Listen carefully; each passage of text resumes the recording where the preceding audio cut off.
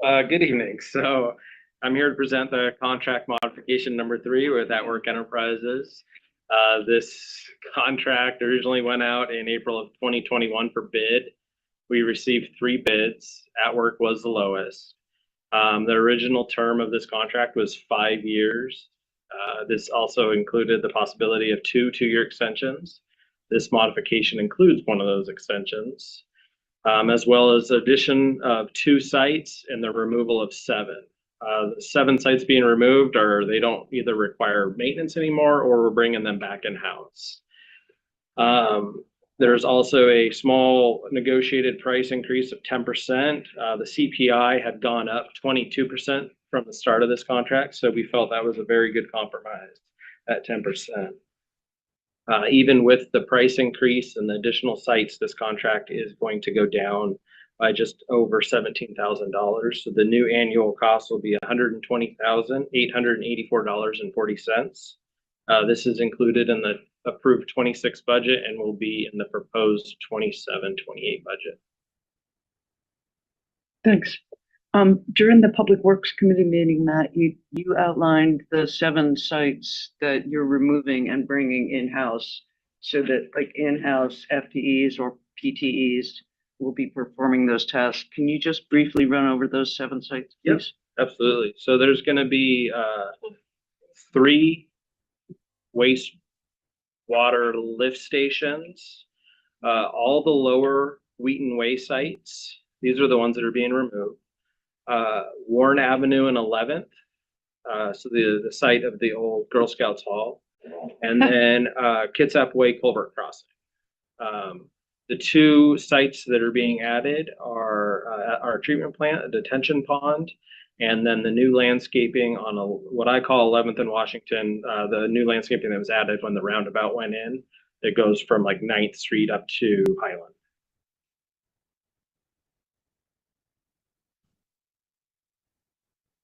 Christy, do you have questions? Yeah. Yeah. So That was just. I know, it was a good practice. It was a good practice run.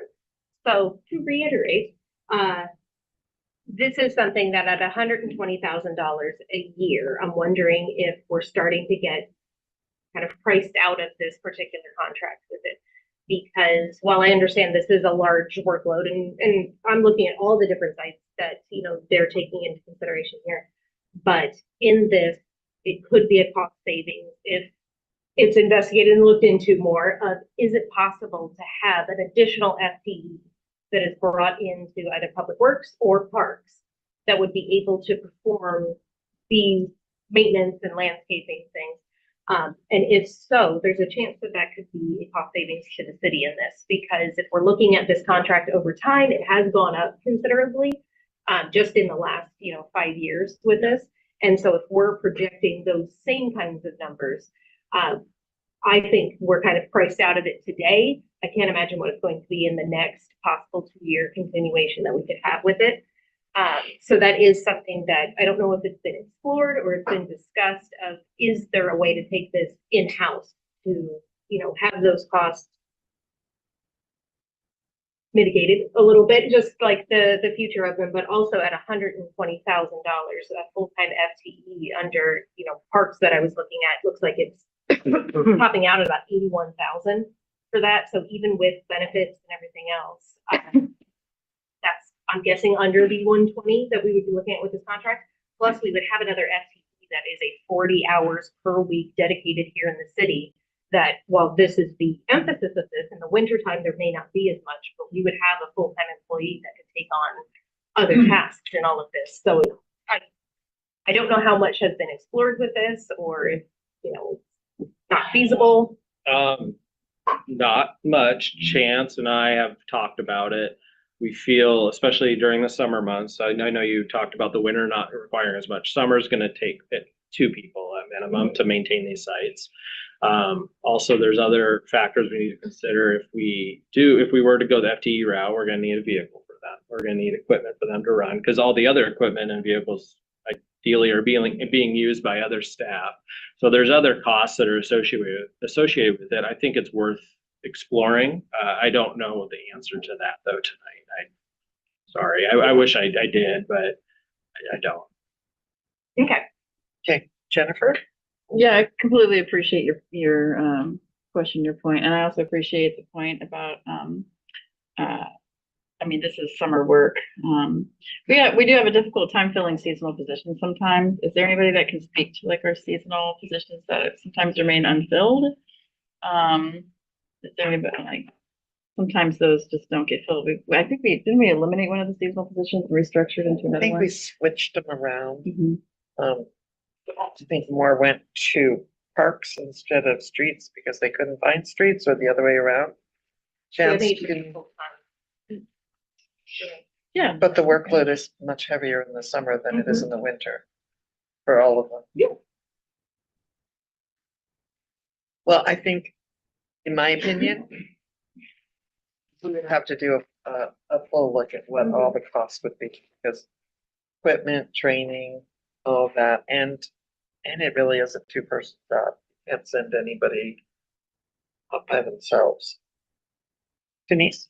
Well, and I'm aware that, Chance and staff are continually looking, for ways in which, they can bring work in-house and lower our budgets, budget for contracting just in general. But this is a good case that explains how sometimes it may not be feasible, just because of the workflow, but, I guess this is a stay tuned kind of situation. We'll be back. I mean, potentially could be back in 2 years asking for another extension. I think that time, I'll make sure to have that comparison at that time I mean, if the cost goes up significantly, then yeah, I think it's definitely worth looking into. Set a calendar reminder. Oh, I have this so bad in there.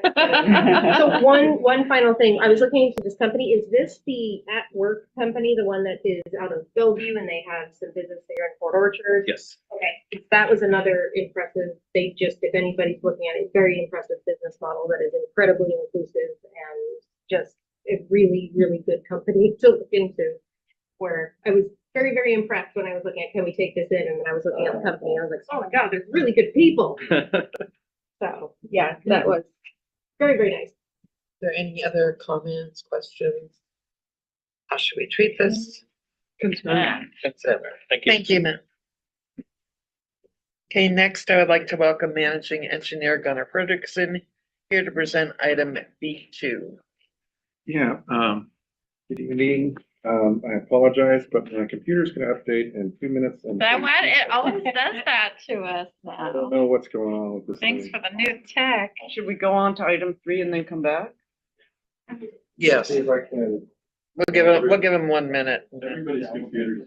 Like Mike's doing it, Tim's doing it, Oh. Heather's doing it. Mine's not. Should we go to lunch? Yeah.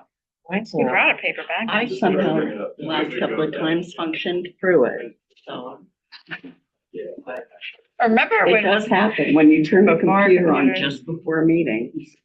I was talking about how frequently you're connecting social security measure. Yeah. I don't like it. I know. There you go. No problem. Yep.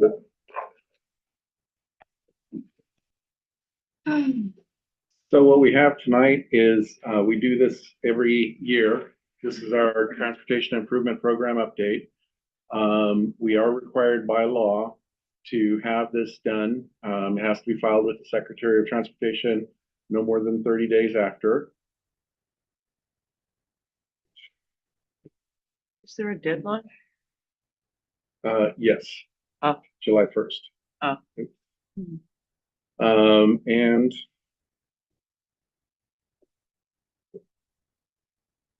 I had a list of the changes. I'm not sure why. So for tier 1, we moved the following projects from tier 2 to tier 1, as these projects are now fully funded. 6th Street Active Transportation, U Ridge Elementary, and of course the Warren Avenue Bridge. What we also did was we re-looked at the Finney Bay Retaining Wall and Guardrail project and moved that out to tier 4 because it turned out it wasn't as significant of a project as was originally envisioned.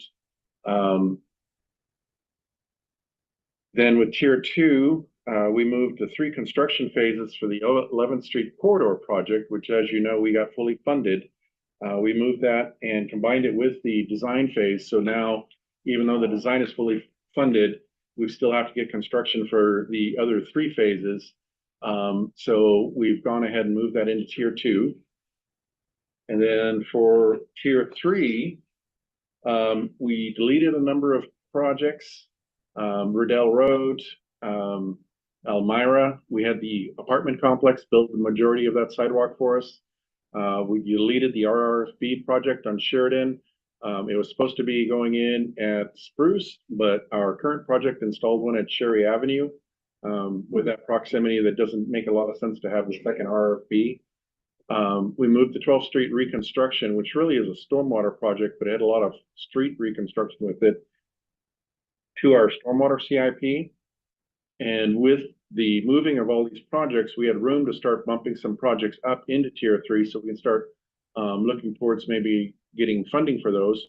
And those include the Sheridan reconstruction, Belfair Valley Road shoulder widening and guardrails, Snyder Avenue sidewalks, the Wyckoff Avenue streetscape, and that's a favorite for the Charleston Business District, and then Crown Hill Elementary Safe Routes to School Phase 2. And this is what we have planned for our changes on this year. And if there's any questions, I'm more than happy to answer. Denise? Gunnar, you may remember that I asked you at the last Public Works Committee, since we had 2 not so familiar people with it. And now we might have people online that are listening in, and it can be sometimes confusing for people.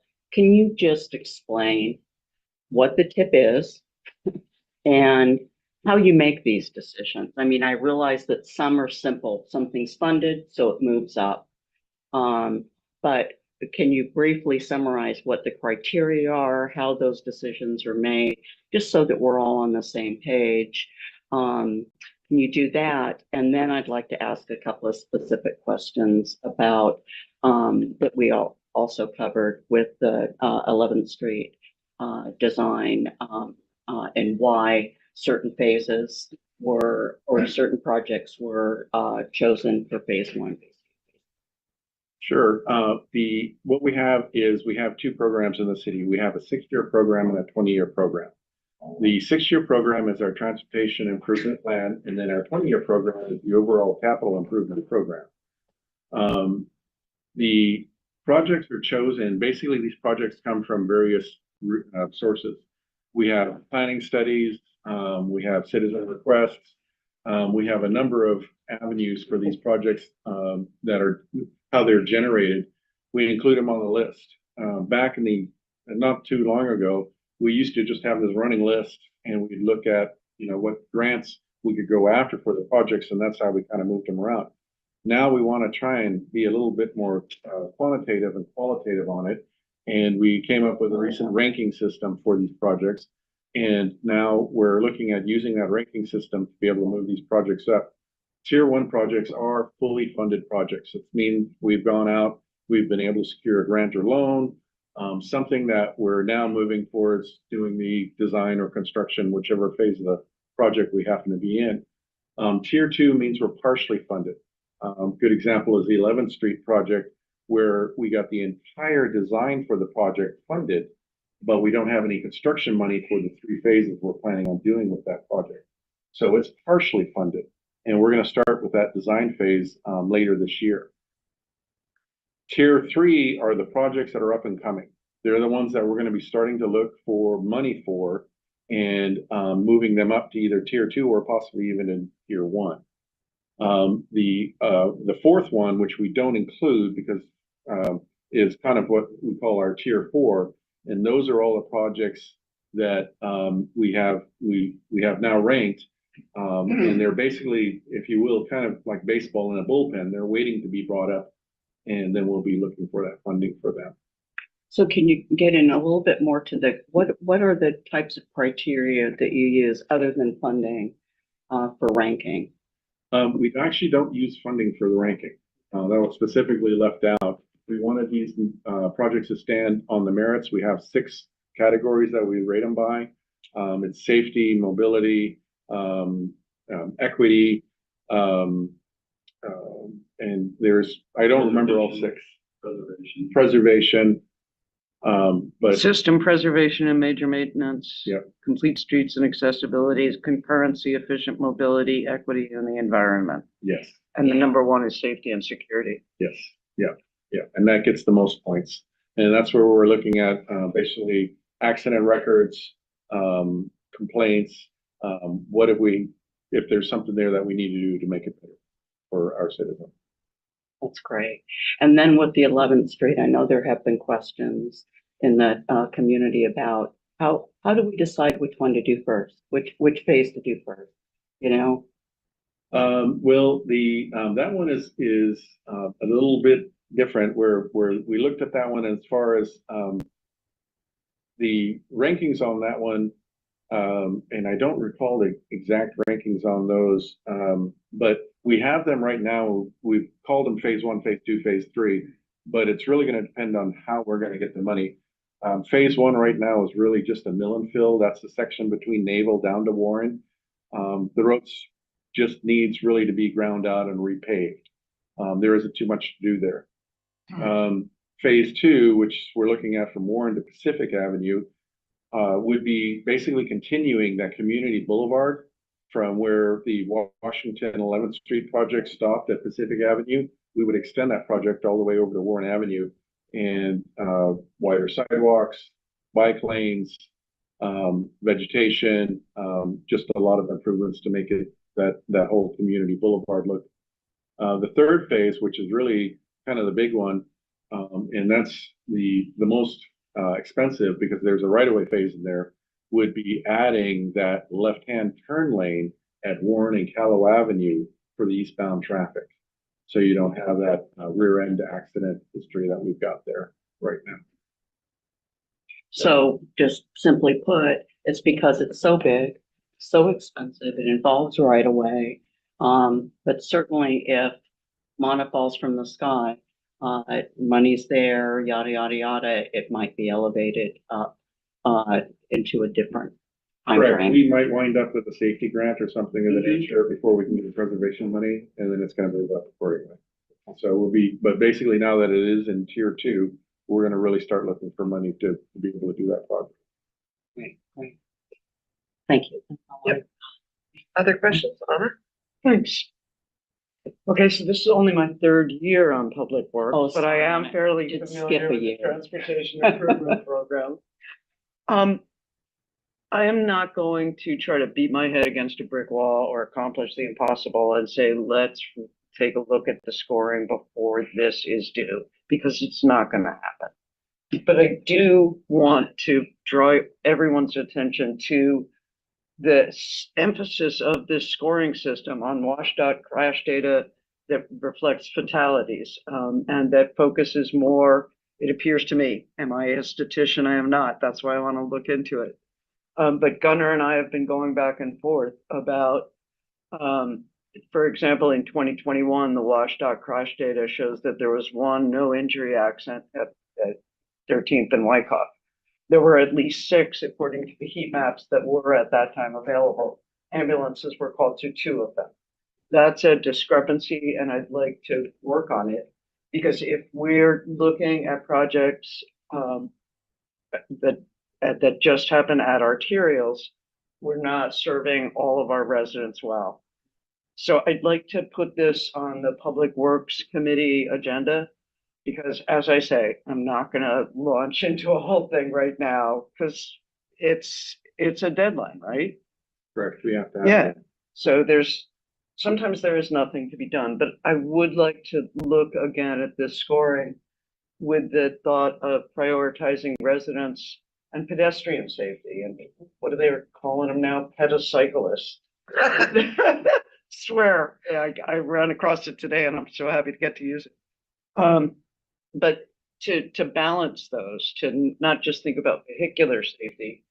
And because one of the great things that Gunnar uncovered in our correspondence is that we have quite a low fatality rate, vehicular fatality rate here in Bremerton. So taking it all in all with streets that are designed to go 80 and 90 miles an hour, really have to congratulate not just Public Works, but Bremerton Police Department for keeping the fatalities so very low.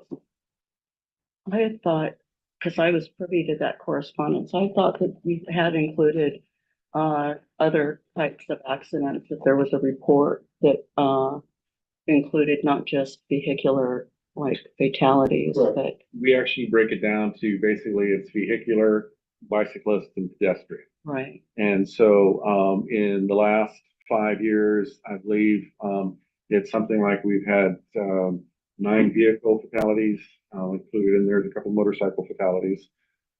We've had, I believe. Over the 2 9 years? Over the 5 years. Okay, Over sorry. the 5-year period. We've had, I believe, 3 pedestrian deaths, and then we have had no bicycle deaths. So that's pretty good for the 5-year. Like I said, it turns out, I think it's a 2.4 death per year for the 5-year period for the city of Bremerton, which is relatively low for a city of 40,000. So, well done. Okay, next. Jennifer? Yeah. Can you tell me why July 1st is the deadline? That is just per the RCW. For the RCW? Yeah. Is there, I mean, but why is that date significant for any other reason? I mean, sometimes RCWs aren't followed, sometimes deadlines are stretched. Part of the fiscal year of the state. Okay, but is it tied to anything else? Is it tied to, I mean, is it like certificates or anything like that? Okay, Tied to our funding. Okay. Basically, if we don't have an approved plan, we're going to have issues with. with the funding, where does the funding come So- from? We're talking about PSRC? We're talking about And all state funding, All state funding, okay, all right. everything. So Sheridan reconstruction, I was looking at the slide there and I thought, is that a typo? Because on the plan, it says Sheridan reconstruction, it also has Sylvan reconstruction, specifically SR 303 to Pine Road. Are those, is that a typo or is that, am I reading here? Let me look. Sheridan. Yeah, and I go to the 16. Sheridan Reconstruction. Okay. It just says Sheridan reconstruction. It also says Sylvan reconstruction, SR 303 to Pine Road. So I just wanted to make sure that I read that right. Yes, we've got 2 projects. We've both got. They're both SR 303 to Pine Road. Yes, yes. And what will that entail? The Sheridan reconstruction. Sheridan reconstruction, specifically SR 303 to Pine Road. Basically, it would be, at this point, I would need to double check exactly what the description was for that project. It more than likely is, the last time Sheridan Road was really had anything done to it was 1970, 71. Sure. Yes, yeah. So, And the area was annexed right around that. I don't think anything's really been done to Pine Road or Sheridan for the entire time. But yeah, I was just curious what was done. I wanted to make sure that, okay, so some of the criticisms of some of the reconstructions that we've had are that there's, big sidewalks with trees and things like that put up rather than a multimodal focus. And I know that, I think you're like reading the tea leaves that we're more focused on multimodal and bike lanes, et cetera. And so I just wanted to kind of check in on that design portion of it and make sure that as you're doing this reconstruction design, that there's space being left for bike lane and pedestrian and multimodal focus. we, of course, because we have the complete streets ordinance, we will be having to look at that when we get to that project, yes. Awesome. By all means. And I mean, like, does this include additional sidewalks for people to have better access to Blueberry Park, for instance? There will be, that is one of the things we would look at for the Sylvan Way project. Yeah. We would be looking at those sidewalks and extending it all the way down.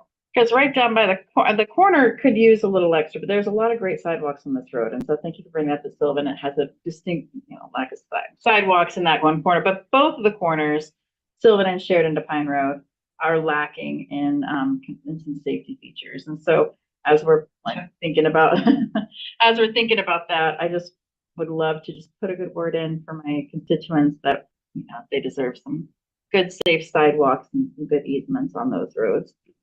Thank you. That's it. So Michael or Rick, do you have any comments at this time? Yes, Okay, so my first comment is, you're asking, I presume, approval of this, and I really have no background on it. These are projects. we're asking for approval of the tip, not individual projects. However, there are these projects, once they're on the tip, you're gonna receive forward with funding, presumably, and execution. And, you know, this is the prior council's list. No, It's that, not- it's been a running, they're Yeah. running lists. The list has been going on for 20 years, and as they get funding, something moves up, something moves down, something gets thrown off. It's not like any council has sat down and said, this is the list. It's updated. Point It's is- updated every year. My point is, as of last Friday, I had not seen the list. I would ask for a continuance of this. Isn't it public? We're not allowed to because it has to go to the state. That's not what this slide says. Would- This slide says within 30 days after adoption. And their slide is incorrect because I know from years past, it has to be turned in no later than July 1st to the state of Washington. And every year, the same thing happens, that it comes to us the last possible minute. And it's next year, it has got to be different. And I understand your angst in it, but this is it. We have a public hearing next week and then we vote to approve it, or we say no, and then there's no projects that can be funded. They can't even apply for funding. They can't even apply.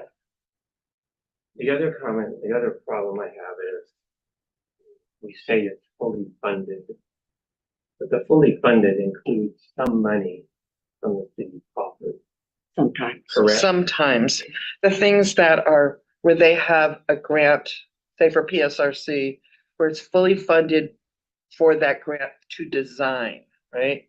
To design. So any match money has already been approved when they went and applied for a grant. And not always general fund either. Right. And I'm not, I'm not No, gonna I get into the understand your weeds point. about where the money comes from. I just have a problem with saying it's fully funded and it's not, there's not our contribution. I mean, the 11th Street thing had if I recall correctly, $268,000 that we put in to the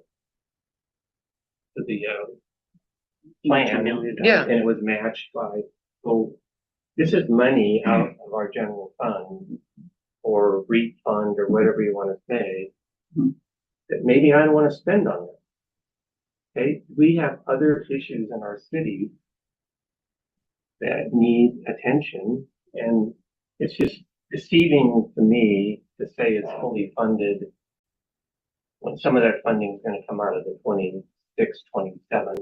It's, if it's in those that decisions fully have already funded, been it's made. already come out of the budget. It doesn't go Thank you, into Matt. the next year budget, Rick. Okay, so that's one concern. I'm very uncomfortable, and in some of these projects, for example, I mean, the Naval Avenue Road diet, there's new information now that maybe has decided to put a third carrier here. I believe that one needs to be revisited. And that's my comment. I mean, Okay. that you're going from and this is not the place to debate it, but I would like to know, are we going to get the opportunity to look at this again, and should we push this out a year? So right now, we've got, What? The tip? Push the tip out a No, year? Naval Avenue. no, push Oh. Naval Avenue out. Right now, it's out. It's in tier 2. It's in tier already there. two. not It's happening already, until it's fully Yeah, funded. They don't have any more money. They have the money to do the right of way acquisition. There's no money to construct anything on Naval Avenue. However, are we going to revisit Naval Avenue now that we have new information and additional information? And again, I have not seen the plan for Naval Avenue. what we used to call in the Navy, reportable watch standard. Okay? So I have secondhand information about what that entails, but what I've been told is one lane each way with a center lane all the way from 15th to the gate and the Naval Avenue gate. And the Naval Avenue gate today is 5 lanes in front of it in order to accommodate the inflow of traffic in the morning. Well, at the time that the staff decides to apply for a grant for construction, at that time, then we would have the debate whether we want them to move forward with the Right. plan as designed, or if we want to reopen the design. It's not when we're approving or disapproving a tip. Can I just address the tip just for a minute? I think, So, the tip is like a long-range planning tool, and it's not, yes, we have tier 2, which is partially funded. Some of the partial funding is coming from development projects that have, had to contribute money to the city because of concurrency impacts. Some of it is only have design funding, or we only have design and right-of-way funding, right? So tier 3, which, that is kind of a wish list, right? And we're not necessarily even positioned to go after grants for tier 3 yet. Some of it's going to be grant, opportunities that come up. But tier 1 is fully funded, and it's fully funded because the council has approved the budgeting for it, not because we decided to pull general fund, right? We brought this to council. It shows where the match comes from, and the council has approved that. So it's all, we're not hiding the ball on any of the complete funding tier 1 stuff. And tier 2 is, it's the next priorities that, we've already partially funded. So we don't want to partially fund a project and never finish it. So from my perspective, the near term priorities for our project delivery and the tip is tier 2. After tier 1, we need to finish those, and then it's tier 2.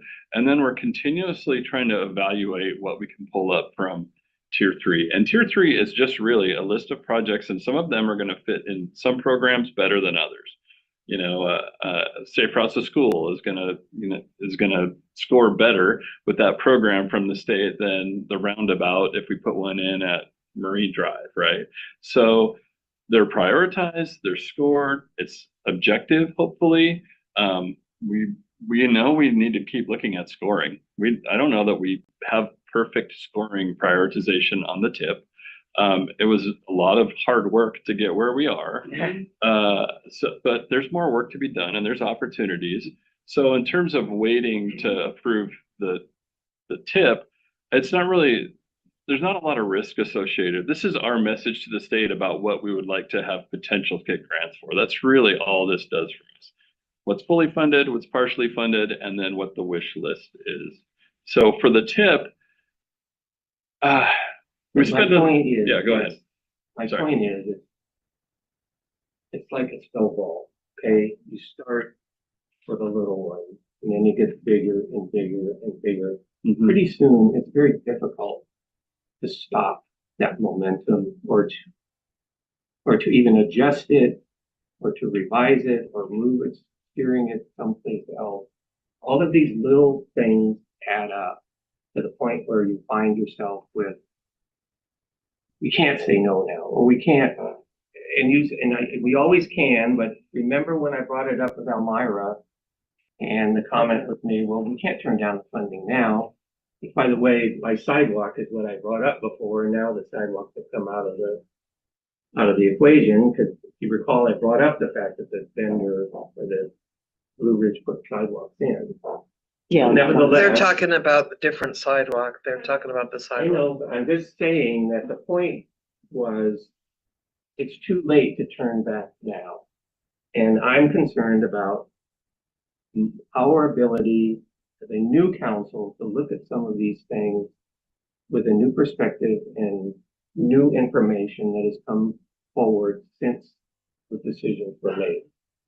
And So for I'm also staff, concerned about where the money is going to come from. we can't do anything until we get approval from council. We can't even apply for a grant until we go and the council says, yes, hey, engineering, go apply for a grant, right? So we propose what we think the next priority is, and it's on the tip, right? If it's a transportation project. So we start with, hey, can we apply for design money? And then it's considered by council members and we get the green light. And honestly, it hasn't been my experience that we get a red light very often. I know, Right. man. It isn't the council. Okay, that's what another part of my being uncomfortable. The authorization to go for the grant for Naval Avenue came up at the Public Safety Committee. 2 people said yes. And the You're not full a voting council- body. You're not a voting body. But did it come forward to go forward for that I grant? think I understand what you're saying. I mean- We bring it to the what was the finance committee, and I don't know what it's PFIP. called. PFIP now, we go to PFIP, I guess. So, in order, PFIP? Later, Mike, go ahead. All right, so, And you said, can we go forward with the grant? yeah, we bring it to the committee that is considering financial issues for the city, the council committee and that is our, and I think we have a policy, Mike, that requires us to go to whatever it's called. Mhm. And, and that's where we go seek approval to apply for a grant or a loan. Right. So And then it comes to the full council for. For the- approval and acceptance of the funds. Right. But they have authorization to apply for grants. Okay, then why did they ask it? It's a policy. Can you hear me out a minute? By the time they apply for the grant, so they're working right now, staff is working months and months and months to apply for the grant. The grant comes through, I agree, the council has to accept it, Yeah, but turning it down is not an option. Or you get a demerit. We've when turned you're- down grants We've before. turned down grants. 100% we've turned down This grants. is a long. you know, this is really, we're veering way off. of This is the not even topic. germane. A grant that we'd already accepted, I think was the issue. No. Well, this really isn't germane to the And I don't conversation. think- I Okay, think so you here's my Don't have an bottom line. understanding I of the don't feel like process. I was involved. Every 2 But you years. can there's a new vote no. council. You don't have to vote yes. Right. There's 7 people to make the I know there decision. is. Okay. But my voting no is not. I don't know, I guess we'll wait a week and see how I will do this, but it might be extended. I guess what I'm trying to, I did not feel I was involved in. You can People that- abstain. I've abstained. this feels like a low risk issue, like it's a planning document and it can change. And next year we can pull, if the council says, hey, pull these projects off, we can definitely do that. So nothing is going to happen with this document that's going to be earth shattering a year from now, really. It's my turn. So Oh, to Michael. me, I think of it as a planning document and it's our wish list and it's low risk. And the council has many opportunities to help guide us as to what we actually go after and what we're approved to apply for. So that's my Your voice perspective. would be heard. Okay, Michael, you're next. So again, this is something we get every year. Yep. I know some of you have not been here a long time, but there's no surprises on here. There's things that we've been talking about. We've been nurturing, we've been noodling, we've been doing all these things to get it here. But really, again, this is a document that they have. So the state has an idea of like what kind of monies and what kind of needs are happening in municipalities. And it's not an approval. Now, if a project is at 100% design, well, it's 100% design. And there may be some ways to throw wrenches into that, but this is not, it kind of is an endorsement. It's our plan. This is our plan. This is what's moving. And I do think that the majority is good with this because we've had some more chance to spend time with it. And I don't know does anybody know off the top of their head what percent design Naval Avenue is right now? 90. 90. 90. So It's close, it's further than that, but Yeah. we're in the right of way phase right now. We're actively acquiring the right of way for that project. You should have come on to council for this. Yeah. You should have ran Or at that. least watched Can I it. just say about Naval Avenue, the first time I've heard about a third carrier was tonight. So that new information is really, really new information for me. It's It's not even germane to tonight's discussion. I'd like to request that we move along. from Well, this. I have a couple questions that are actually about the tip Thank that I you. would like to ask. Okay, the scoring. I think a better explanation of the scoring is needed for the public too, because I've been hearing lots of comments. I'm like, I want to know, like, why is wayfinding sign number 11 out of 100 projects, you know? No, it's not. Just an example. I mean, it's, That's the score it got. It's a very low, oh, score, okay, not number 11. okay. It's like at the bottom of the list, but it's kind of, Oh, yeah. So, and Snyder Avenue, it has been bandied about that that was something the crews were gonna do a portion of it last year and a portion this year, and all of a sudden now it's on the tip. So I'm really concerned that this is something that we've been telling the community, it's coming, and it's both. The crew's gonna do some work. yeah, And there's plenty of work. And so Yes. there's a project on the tip to do whatever the crew can't accomplish. So it's both things at once. okay. Would go, And then another thing, so we have tip level 1, 2, and 3. To be on 2, you have to have some money. Can a community group donate like $10,000 to get something moved from 3 to 2, so it has partial funding? Like Kiwanis did for Kiwanis Park? I mean, that moved up the ladder It's kind of quick. meaningless. And the projects that we have developer money for, Mhm. the only reason they're on tier 2 is that money showed up, but they're not necessarily a high priority, and Okay. and we aren't necessarily pursuing them, as rapidly as we could. Putting $10,000 in it to put it on tier 2, I guess that's more of a question for you than it is for me, really. Like if you want to donate money to the city and towards a specific project, I guess you might be able to. I've never seen it before. Well, I mean, it They has. did it for parks. They do it for parks. so- And art projects, there's Mhm. people that sponsor art those are projects, much smaller.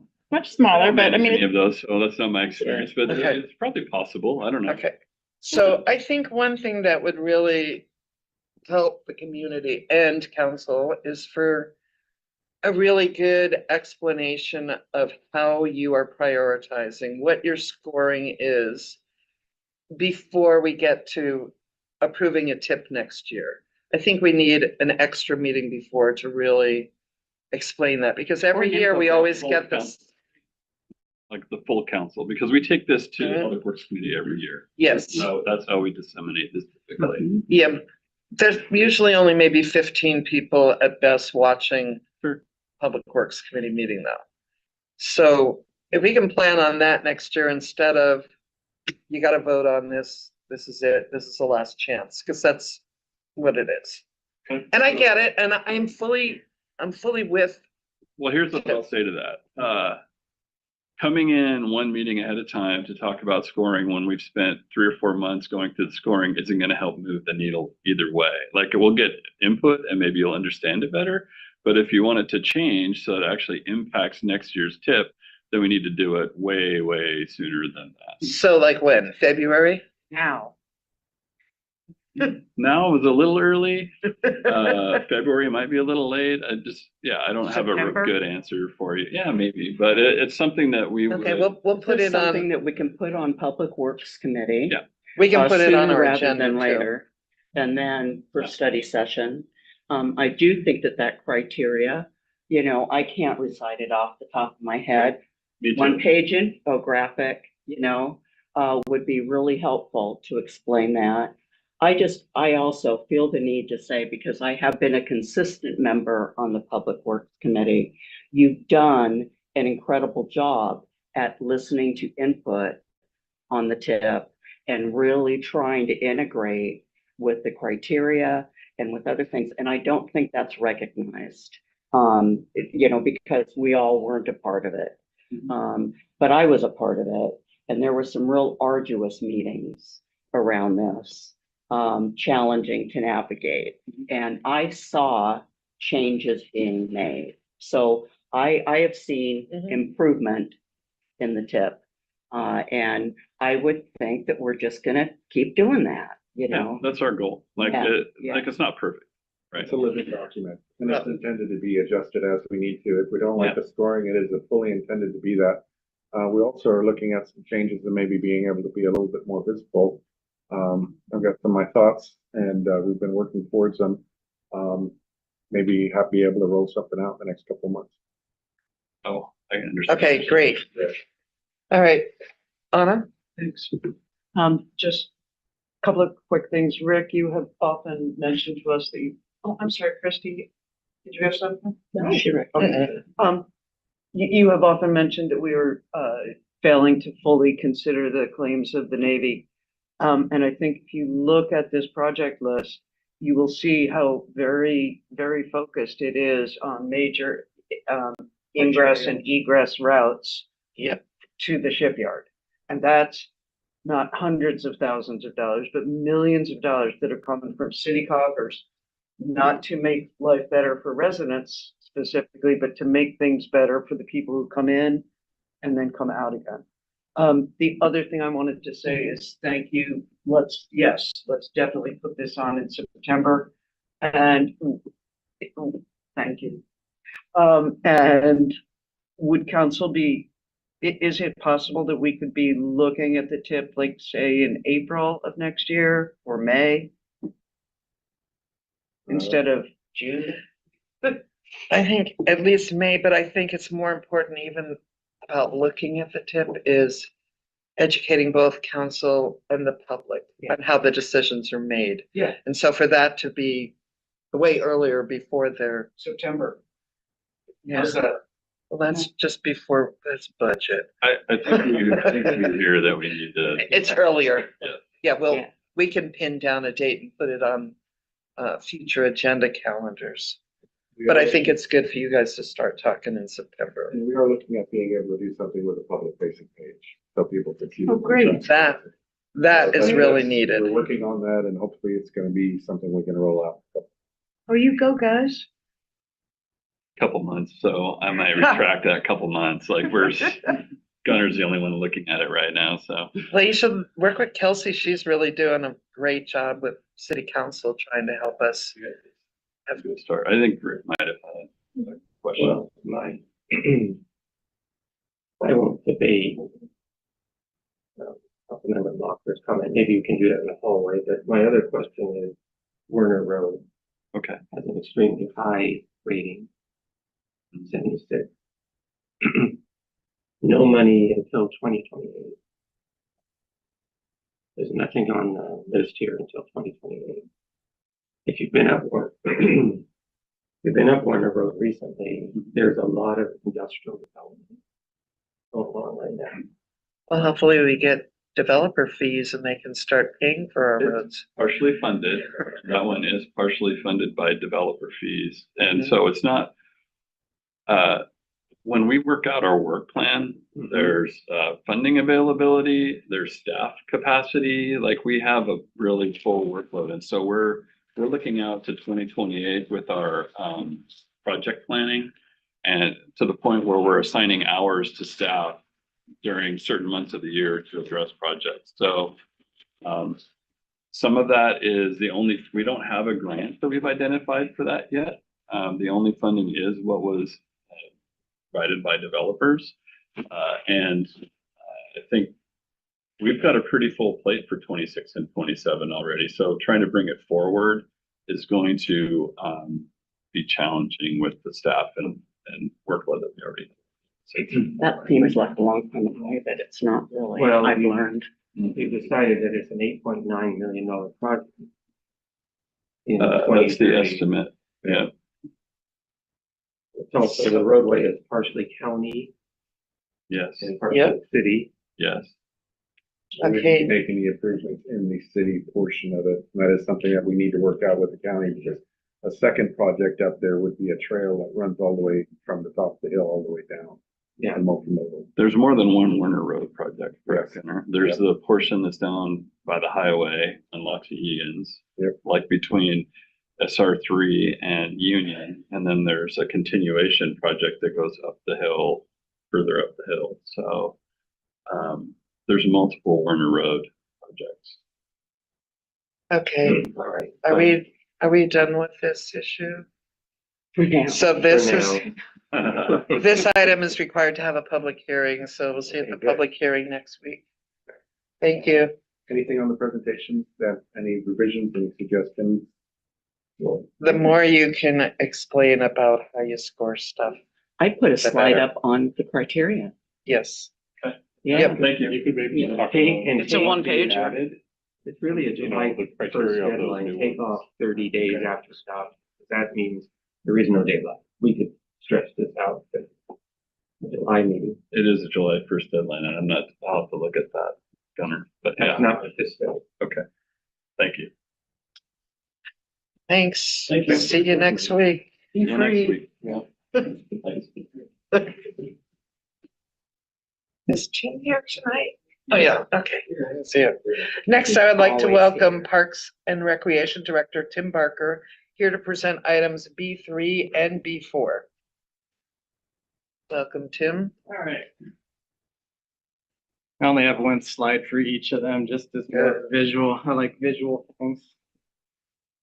Parks guys, we don't like to read a whole lot. We just like to play games mostly. Okay, so this item came before the PFIP group last month. This is really kind of a continuation of a long-term project that has been identified highly in our pros plan. The last 3 separate pros plans. We are currently 90% through the drawings for these 2 synthetic soccer field, this complex. The funding for that was approved through this last year's budget, and so we've been moving forward with that process. Just as a brief reminder, what this will be doing is we'll be turning 2 what most consider dirt field, soccer fields. They were really a sand-based field, which was a very popular type of soccer field back in the 90s for drainage purposes. When synthetic surfaces came along, these really went by the wayside. This project, originally the fields were installed in the mid-90s when the original Pendergast sport complex was developed in 95. So this was kind of the thing of the times 30 years ago. What we're looking to do with this project would be to install its synthetic turf surface. If you read through any of the grant information, we're only speaking in the grant terms as one of the fields, and I'll explain why in a minute. But the installation of synthetic turf, it would be development of a new restroom. The restroom there would be getting replaced. This would be a 4-stall restroom that would be installed and usable for both this site and for the dog park site as well. Would have upgrades for ADA accessible pathways and just general accessibility. The nice part about this project, we think, as far as the grant's concerned, is we already have a designated large parking lot there, 479 stalls. That's on site there. We have everything we really need. It would just be getting the work completed in an already designated space, so we're not taking up any new space of the park. Because we do have a longer term plan within our 6-year capital plan that was in our most recent pros plan to look at remaster planning the site. The current master plan does not show any of the indoor soccer facilities there. Doesn't show the dog park that's there, some of the things that have been developed, and there are some areas that we think that we should be repurposing towards another use because concession stands, especially large ones at complexes, are really obsolete at this point. But that's for another discussion down the road. So this is really a standalone project outside of what the master plan process would look like. This is a application that we're asking for approval for a Washington State Recreation Conservation Office grant for the youth athletic facilities side with a YAF grant. This year is the first year that they've expanded it. The maximum you can apply for now is 1.5 million. It used to be 500,000. So as you can imagine, the initial application process, which was outside of this, really to just kind of find out and get feedback if your grant does qualify for this funding mechanism. And then they give you some initial, essentially, feedback on what you've put together and suggestions. This grant's due July 15th. So we're looking to move forward with that. We would be applying for the maximum grant. Our estimate for the one field and the additional improvements is $2 million. And so $1.5 million would be covered by this grant source. And then we have a pre-identified match in our parks capital for $500,000, which is above what the required match is based on the region that this sits in. We're only required at 10%, but as you all probably know, the more you can come to the table with, the better opportunity you may have for the grant funds, and shows the commitment from the community. So getting to the other side of it, that's outside of this grant request, we do want to have the full project completed at one time, which would include the 2 synthetic soccer field upgrades to the lighting to LED. You can kind of see in the middle there, additional bleacher seating areas. And we have the potential for a private organization donating an additional $2 million towards that project that we're currently working with. And they're assisting with the design process. So a total $4 million project that, if we do receive the grant and the private funding, would be 3.5 of the total $4 million that we would be going into this project. So 3.5 or $500,000? $3.5 million total between the grant and the okay. donation. And then we would, we have already identified 500,000 previously through City Parks Capital. So we wouldn't be essentially asking for new funding. There would be a $500,000 contribution of the $4 million from the city. Okay. And so the ask is to support the application for this grant, which I alluded to with it being $1.5 million. It is quite competitive this year. And we've met with the state grant coordinator a number of times on site and locally here to talk about this project. So we're hoping that Clarification on the word competitive. Our grant application would be competitive, or the process is more competitive this year?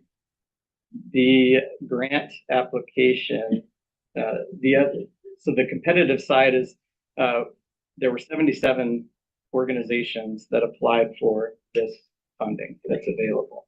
That's where the competition is. We don't know at this point what they're all asking. So they could be 50,000, could be $1.5 million. We just know that there's a lot of interest when they bumped up the dollar figure to $1.5 million. And that's not the total amount of money available. That's just what your maximum grant request can be. Did that answer your question? Thank you.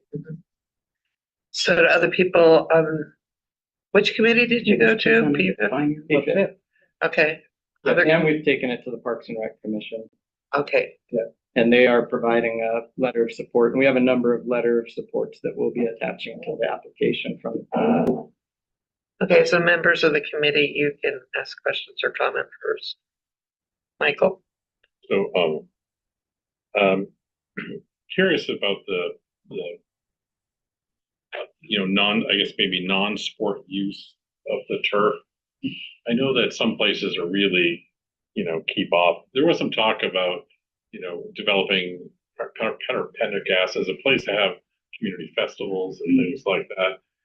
But but a lot of times these turf fields, are very, Touchy. Particular. Yeah, it just, restricted to types of shoes and balls and things like that. But I was wondering if there's any, surfaces, AstroTurf surfaces that might be more usable for other things that we could, you get what I'm. Yeah. So as part of our review process right now is type of synthetic surface and what they would be accommodating for. The grant specifically, with it being youth athletic facilities, we're obviously focused on soccer, lacrosse, football, youth sports, but it doesn't restrict us to the use of it.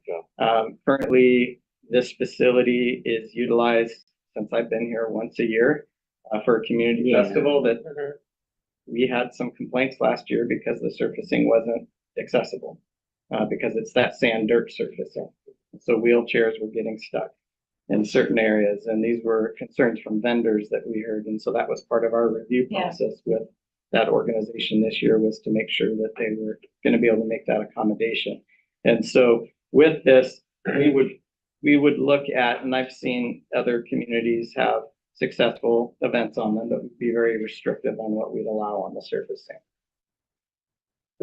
So I got two other little things. But it would become an accessible Yeah. surface essentially.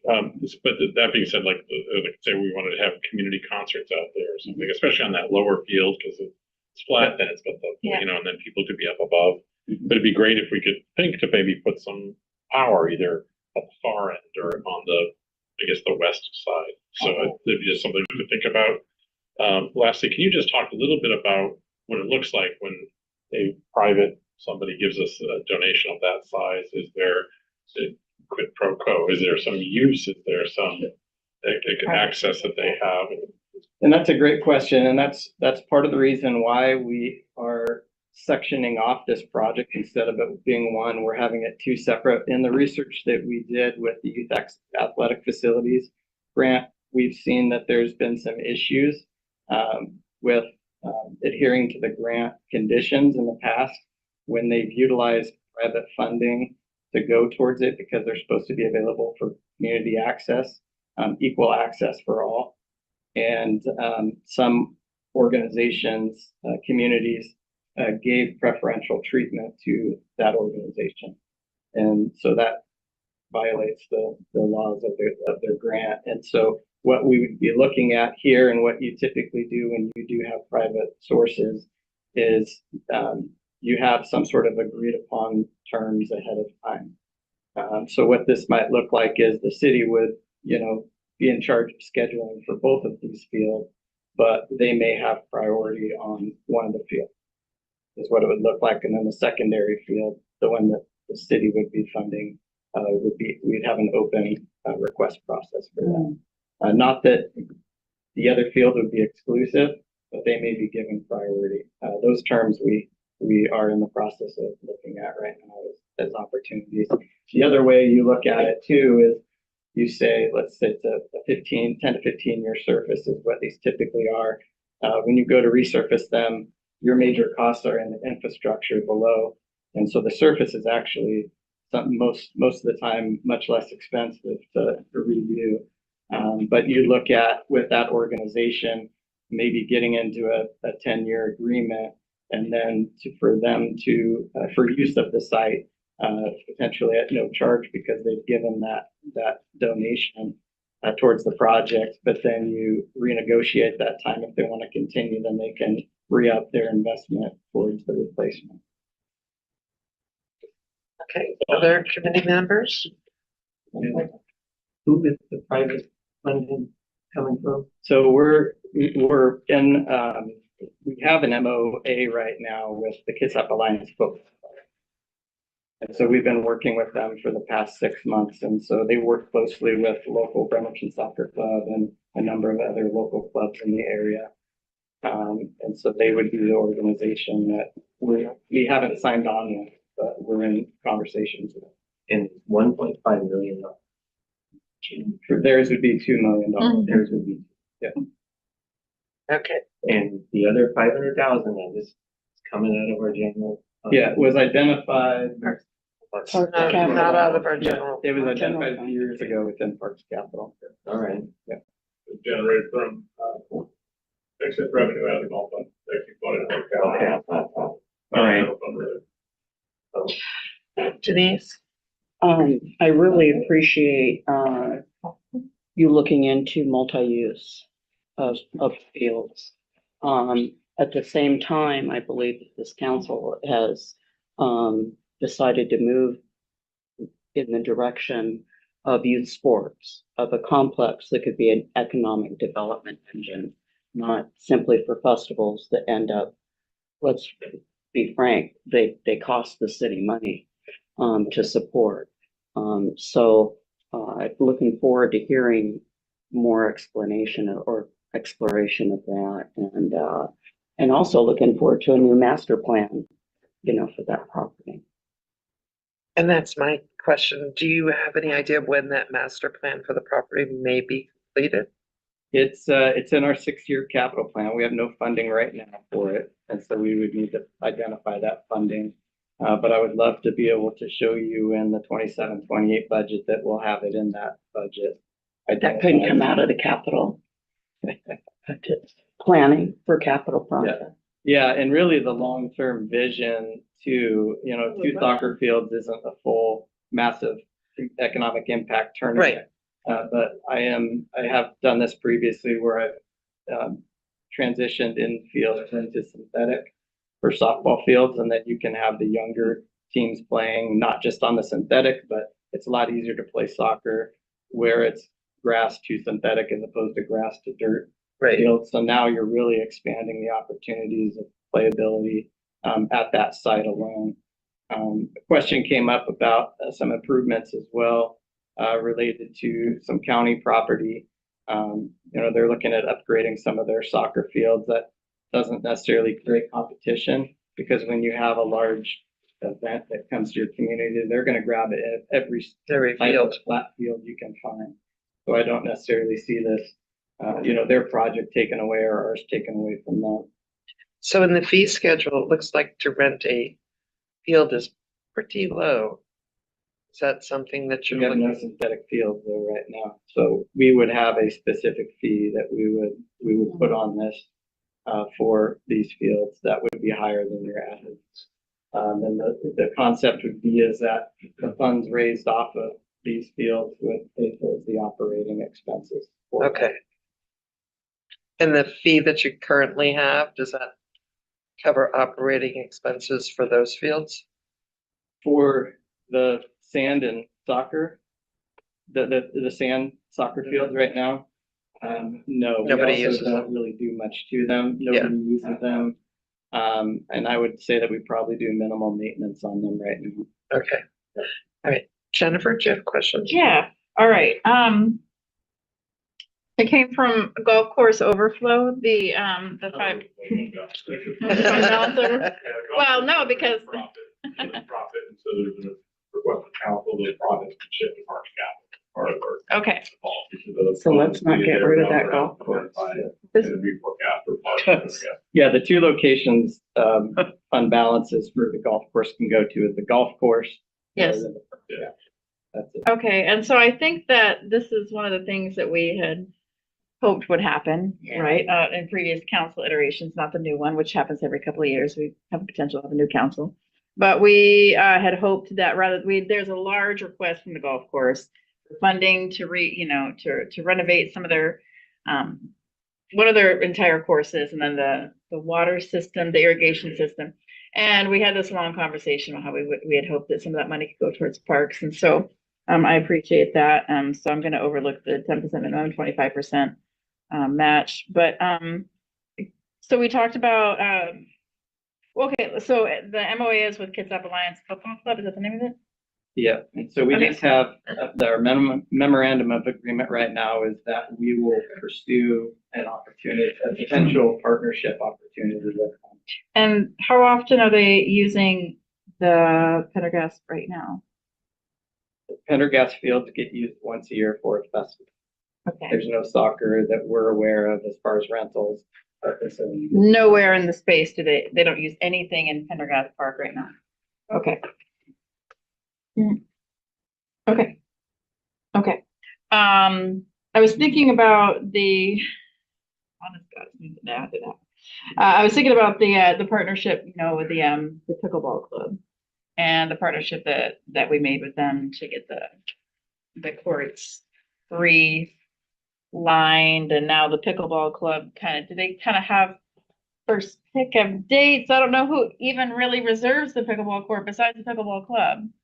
Yeah, there's a couple rentals that we have on Tuesdays and Thursdays in the morning, but otherwise Like other that's it groups, as far as rentals. and they're like independent groups of people that go and do that. Bainbridge Island. Bainbridge Island comes all the way out to little old Bremerton, and they're the founders of pickleball. Yeah, just. And so I was just, as we're thinking about this donation from the football club and how they could have priority over the field, I'm thinking about the relationship we have with the pickleball club. I think that's it for now. On it, do you have some questions? Yeah, I do. So first I have to ask the Eric Younger Memorial Synthetic Turf question, which is, tell us, are there any PFAs in this synthetic turf at all? We don't know which type of surface we're gonna go with yet. What can this So that council has not do been identified. to convince you that we will not approve something that No rubber tire. has PFAs in it? To cause you to eliminate synthetic turf with PFAs from your consideration? Right, I think just And bringing again, I'm it just up in being Eric here, okay? conversation, that'll help us and That'd sure be Looking sweet at- if you could find Yeah. some. we will identify all opportunities. It will be beyond sweet. It will be a way, we're talking little kids. Yeah. And Mhm. I imagine that somewhere there are little kids who are playing lacrosse and rugby and hockey at Pendergast. And I Probably look not forward hockey. to seeing them when they arrive. But in the meantime, I do see people playing soccer on the dirt fields every Yeah, weekend. They're just popping up, yeah. Yeah. Yeah. But the thing is, every time this has come up before, this council has been pretty resolute against the using of any turf that has PFAs. Yeah. And you have come before us and assured us that you were going to use non-PFA synthetic turf. So just like to make sure that's not one of the alternatives you're considering. We'll show you everything as we should. We'll let you know what that looks like. Yeah, we haven't identified specific companies or products, but we will definitely look at that when we put it out for bid. Okay, well, I'm That's still definitely something we channeling can Eric Younger, consider. which is like, just for one more, and then Okay. I'm coming back to being me, which is He's like, probably rolling over on his lounge chair. right now. he with probably is sunburn. going, there's sunburned life on the after backside. council. Yeah. But is there something in this council that makes you feel that we would approve a synthetic turf with PFAS? That's my last one. I as know, Eric. but it's the Okay, same question. I think you've, With us not having gotten to that point in the design process, I can't really answer any. Okay, I haven't even been awarded a grant. I'm gonna go to my questions. Because, they're pretty simple. I echo Counselor Younger's impassioned objection to PFAS. And I would like this council to review at some future point the donations that are made to parks without community outreach, without community input. The pickleball club, for example, is coming down from Bainbridge Island. Did I do that correctly? It's a public. It's a public. It is, It's it one of is. Bainbridge Islanders. I do use Bainbridge Island facilities every so often. There's I Bremertonians never go on. there. Yeah, Bremertonians on but the- it's, for example, there are a number of trees and a half-built path at the Bark Park at Pendergast. No dog owners or no users were interviewed or surveyed in any way. It's just the money was thrown at it. I'm sorry, that's a very prejudicial way to speak. The money was given to parks, and as part of a Kids Have Leadership, this project is slowly moving towards fruition with Hungarian oaks in half whiskey barrels. Yes, just so. So the pickleball club, the Kiwanis playground, I really think that before parks accepts these large donations, that some community outreach should happen. With Pendergast, I don't think like the neighbors are really the people there, but it's like, what did the ordinary Bremertonians who play there think about this project? I think that the community outreach is an important prelude to parks accepting money instead of just coming and showing us a photo in the mayor's report of a big check. I think that the community should be involved in their parks. That was it. I'm not channeling Eric, and I finished as Anna. Are there any other questions on this presentation? Okay, so you have another presentation too, Tim? I'm gonna make Brian do that one. Okay. good. Professional development. So are we good with consent or general business? How do you want to treat this? The only reason to put it on general business was so that people would know that like good things are coming. I You know, agree. we can just tell them.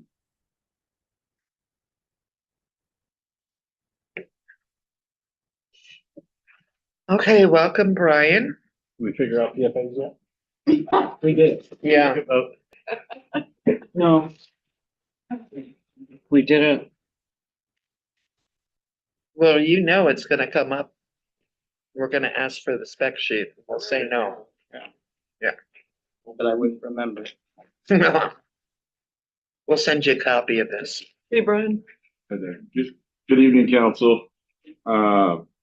So today I'm bringing forward a public works agreement with Pump Tech Integration for the repair of the Conference Center circle fountain. In my time being here, which is a little over 2 years, the Conference Center Plaza circle fountain hasn't worked. And it's one of the first calls I received when I started here. We did bring this to PFIP and had a little bit lengthier conversation, but to kind of bring the full council up to speed, in about May 2007, the fountain came online. When those came online, the system that was put in was pretty antiquated at the time. It was an analog system. That was turned over to Public Works until somewhere around the 2010 before it was handed off to Parks. With that, Parks has not had a lot of funding and resources to put into these fountains, and so some things have deteriorated over the years. So over almost 20 years, we're at a spot where if we want to move forward with getting this particular fountain up and running, I have reached out to Wet Design, who was the original manufacturer of that fountain. We did not receive any response from them. They have actually moved their headquarters from Los Angeles to Dubai. Okay. Yeah. Pulling them back to Bremerton was kind of a stretch, I think. So move forward with a secondary bid, and that came in at about 4 times higher than the one that I'm presenting to you today. The one I'm presenting to you today is with Pump Tech for $203,850. That is the total cost to get water flowing through there. This does not cover all the cost of the optional lighting or anything else. There will be a lead time as some of the things are brought up to this day and age is digital platforms. And so there will be about, like I said, an 8-week delay or so with that. Once again, I'm presenting this to you and hoping to get some feedback from you guys. Okay, So just briefly on the funding source, and Mike can chime in whenever he wants to, but we're looking at already identified REAP funding that was to be utilized at the conference center. And so we have met with Tiffany and had that discussion with her on the use of those. can you explain that again? It was like things that were gonna be used to repair other things at the conference It's center? identified in the Conference Plaza for maintenance to repair. So it wasn't identified for particular items. It's just Okay. reallocated. It wasn't specifically like for the trees, for example? It's within the same realm. Committee members, you have first go at questions. I feel like I owe you the continuation. So, in the meeting, and you were being very, very humble here with the amounts, but the first bid that came in was $900,000 for this. And then, I mean, the amount of hustle that you did in finding all of this is incredibly admirable. And the way that I brought it up in that committee was the fact of like 900,000 would have just been like, no, absolutely not, moving on. Guess who's getting dirt in that planter? Mm-hmm. But at 200,000, it was like, oh my gosh, this is a conversation, and this is a conversation to have. And in that meeting, I was not ready to discuss anything because it was just like, oh my gosh, can we do this? So I was talking about it at home, and my husband brought me down to the fountains, and we ate at the new Indian food place down there, very good, by the way, and sat and watched people out there and had that discussion of, you know, if what we're looking at right now is what it's supposed to be in life, like what is this fountain's journey? Can it be covered? Can it be art? Can it? And throughout all of that and watching the amount of people that were down there on a Tuesday at 11 o'clock was really, really good to sit through, because it's easy enough for me to just think that I believe I know what happened in that center, but there are a lot of people that I think would actually really enjoy this water feature to come back. So that definitely, from where we last left off, where I was like, oh my goodness, to, you know, not only finding the funding that's not necessarily coming out of the general fund, it is, but it's not. And again, just highlighting the fact that if I would have gotten a $900,000 bid, I would have been like, how much cement can we buy? This is about to be something different. I can't believe that you went out and got these additional bids and, you know, fostered this relationship with this company to get this bid in. So that is, it should just be celebrated. That is huge. And give some credit too for our friends in public works. They get a little. Who helped us to reach out to some vendors that have worked before and a roundabout resource. One of the gentlemen that would be working on the project has quite a bit of knowledge of these fountains already from the previous company. So that was very helpful. Yeah, so just in that week's time, my opinion has changed completely on this, and then, you know, seeing the additional that's coming from refunding and what it can bring to our community is definitely. If I could add to that too, reaching out to this individual with this company, they've been very helpful with us in getting Memorial Fountain online. That was something that was lingering, and we were kind of at a trouble point. And so being able to diagnose a few things, have them come out, take a look at a few things, and get that up and running was just huge on its own. So we're building a great relationship there. So Remind me which one's Memorial Fountain? We don't know them by names. The shipyard entrance. Oh, okay. Yes. So the stream. Other questions, Anna? Yeah, okay. So. Oh, Bulldog Bish. So when was the dedicated REIT funding program created, and how does it work? And what is our total give to Kitsap Conference Center when including this dedicated REIT funding program? Well, the budget, the year 2025-26 budget has been reforecast that we have that to the remodel. I don't have the answer to the overall budget for the conference center tonight. No, just what's our total give? The total, so the LTAC portion, so we're counting the LTAC portion, $250,000 and $200,000. And then I just we're like contemplating, this is like a 500K that it's going to cost, that's going to come out of REIT. Is that accurate? 200,000. Only 200. Okay, a mere 200,000. A little less than half of this entire council's budget, including all our salaries. Just thought I'd mention it. Final question. You are, of course, considering breaking out this contract to include painting the interior of a resplendent royal blue? We have not included that. You have not included that. Well, I think it's called Bremerton Blue. Bremerton Blue? Bremerton Blue, I think, is the official name. something that we can always look at down the line. The Sausalito blue. Until when it got painted up here. Other people? I have a couple questions when you're. All right. Jennifer, you have questions?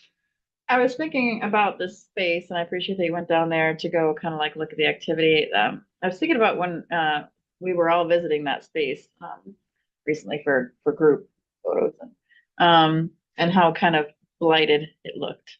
And I was thinking about I'm just very grateful for this and I hope that we can, and yes, it's $204,000.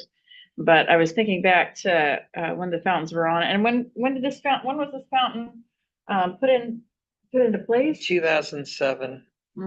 Okay, so I had a Great recession. this was one of the places that I took my little kids when I had no money, and I was walking because I lived downtown. I had something was always wrong with the car and how much fun it was to take my kids to this place. And when kids are fussy, one thing you can always count on is get them into water. And so I appreciate this and I'm looking forward to seeing a revitalization of this, not just for the future kids that are going to play in it, but for the space as a whole. Are there other comments before mine?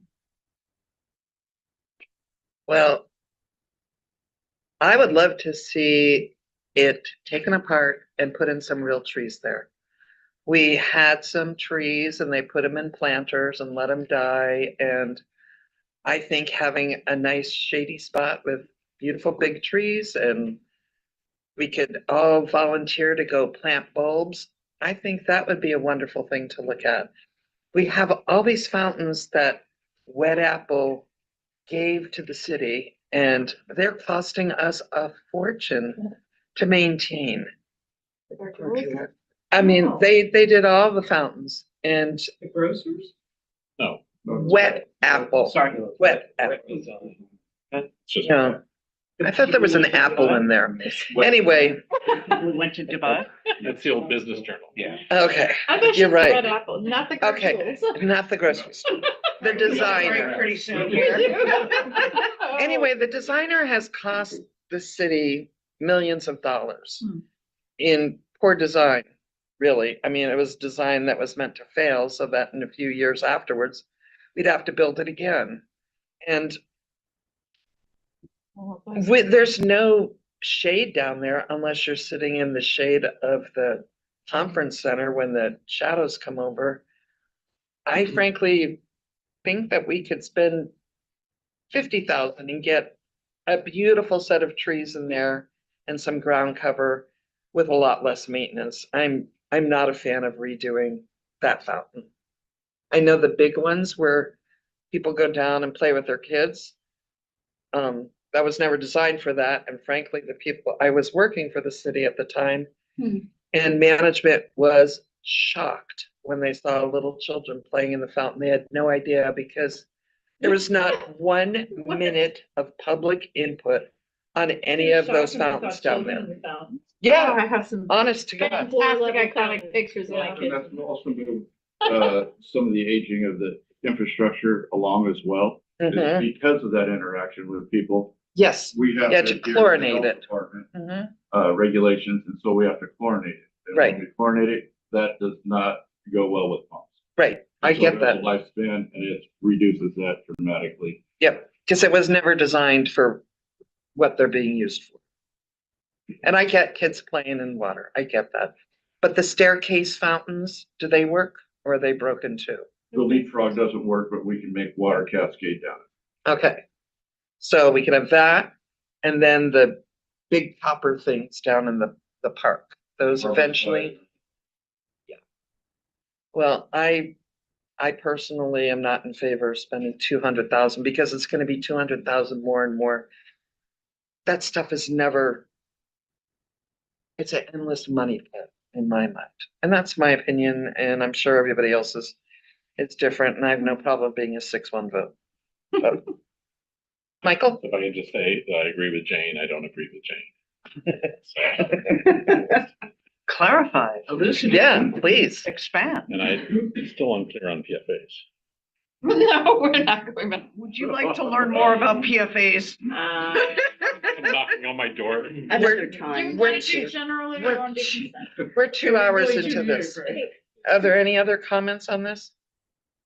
Chance, did you want to say something? Oh, I don't disagree with the initial cost. It was over $7 million for all of that infrastructure downtown.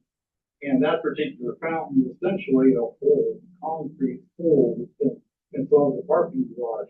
Mhm. So there's no soil underneath it.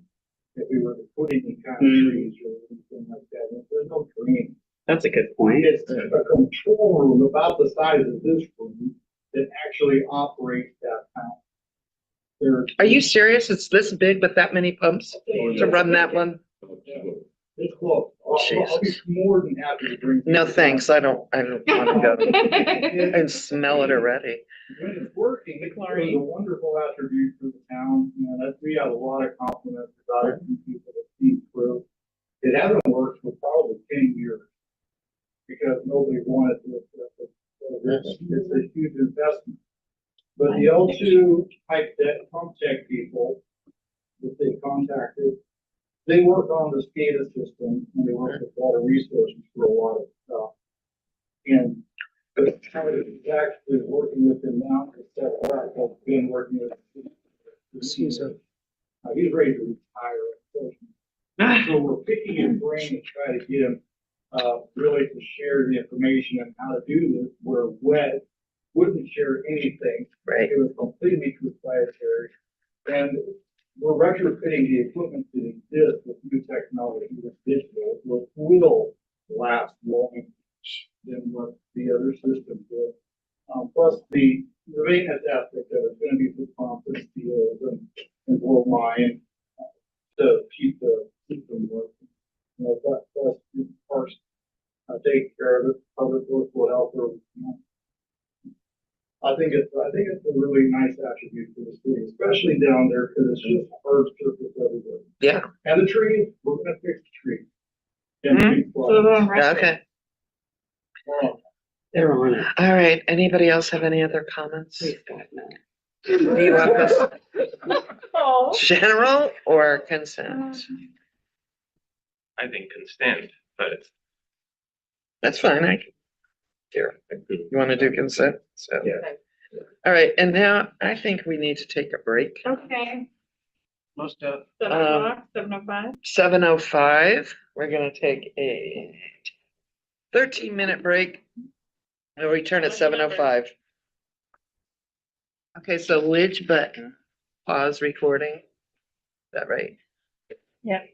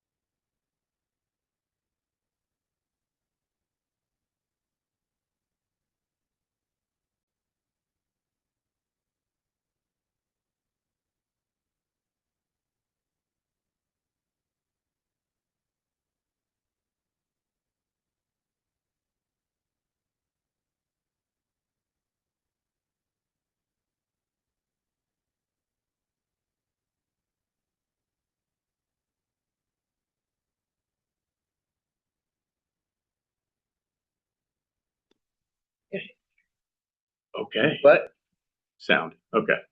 We're on now? Sound is back. Okay, sound is on. I will restart sort of. Major adjustment, little housekeeping. Council's been presented with every item that's in this packet, but we're gonna walk through it. This is the formal adoption to the budget, and it's required by law that we do it through ordinance. So everything you've already seen, but we'll walk through each of the funds. But what I do want to say, we are resetting the beginning fund balance for 26, what we estimated during budget, and then we had actual. So we materialized actual. So in the last two PFIP, the Finance Committee and Parks, we talked about where we landed. We saw where 25 closed, and we had budgeted to be about a 13.2% fund balance, which was slightly below the 16.67 target that we shoot for best practice, but above the 8. Excuse me, I just got, let's wait until, because I know people are listening, and I also know that crackling right next to I'm the so speaker sorry. is gonna get in the Bringing way. it under the table would Yeah. eliminate it. Apparently, no. Okay. All done. Sorry about that. So I'll say that again. So we had originally adopted a budget, a beginning fund balance of this year, ending fund balance for 2025, with beginning fund balance for 26, at about 30.1%. The best practice is 16.67, 60 days of reserves. Our city policy is 8.5%, which is 30 days of reserves. So we were somewhere in between the budget. Where we materialized was at 20%. So much better than kind of what we predicted, because that it takes for attrition savings. We budget 100% of our personnel. So the attrition savings, other things that weren't spent, or revenues that we saw we budget pretty conservatively with sales tax and other revenue sources. We saw an increase in revenue. So materialized well above that 60-day best practice. So our starting number for 26 is in a good position. So we presented it to Finance Committee to talk about that. That's the first thing we do with budget. Where'd we land? Now we can start looking at, okay, what's our forecast for 26 and 27, 28, based on what we're seeing. And then we start developing our expenditure workflows, and those are due back to us at the end of July from the departments, but we're working on those now. It's already happening. We're looking at how we can reduce some spend, how we can look to do things more internally. And those are things we've been talking about in Finance Committee. And also, as I mentioned earlier, talking with Jane, with the mayor, the administration, all the directors. We've been working through this. So a lot of the numbers will, again, still be developed, but the council will be getting some throughout the summer, seeing some of the, how that all comes together. That way it's not just in October this year, because there's a lot of decisions that will likely need to be made, and council will have to be part of it. So, all right. So back to what we're doing today. Again, we are adjusting for carryover, resetting the fund balance, anything you previously adopted through a change, through a contract that needed an amendment, formally adopt that, and anything that you've heard but didn't really have a motion, but you've already heard it, that would be those new items, and we'll talk about them. So if you turn, I don't know exactly what packet number, but I'm going to work through the budget worksheets. I'll show what they look like. One thing before we start there was no change in FTE levels. There's those in your document as well. There's some desk audits, things, plus and minuses, but the FTE count stayed static. So, okay.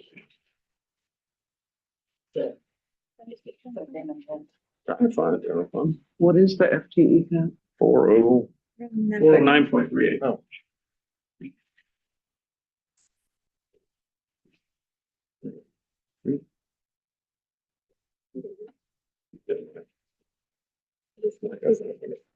Awesome. Okay. Now I'm ready. Okay.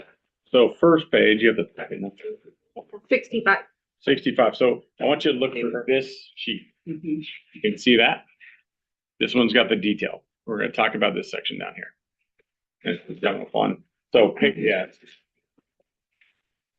Okay, it's up on the screen for people watching. General fund is for these 2 pages, so I have them side by side. They are in your. All right, so carryover, we had, oh, good. Are there not page numbers in this document either? The paper Okay. one, It says. look at the fund bottom 001 for, yeah. On look the at bottom of it. It's probably halfway through what we Okay. printed out. Packet has page numbers. I did not. Fund, I see, okay. 1001, general one. And then we'll be able to kind of follow along from there. Great. Let me know when you're ready. Just go for it. Okay. Wait for me. No worries. Well, it's pretty boring. So, general fund, there were carryover items from, facilities department. They didn't finish with all the Oh. projects they had. So that's gonna carry over, you see the $454,000, $221. That's a carryover item from 2025. It's just gonna be budgeted in 26. So a reduction from there to increase into 2026. The new items, again, these are things, that you've been aware of, or we did thumbs up, we just had a motion on. The first one is $38,000 for the DVA contract. This is Operate Quincy Square.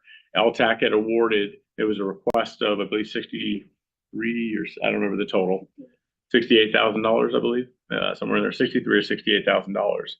LTAC was awarded, I think 25,000 was funded for that contract. We took a poll in here. Was the council want to move forward with that, up or down, thumbs up or down? And the thumbs up was yes, please move forward. General fund impact of $38,000. That's what you see here. So again, didn't have a formal motion. We need to know if we want to move forward to work to initiate that contract.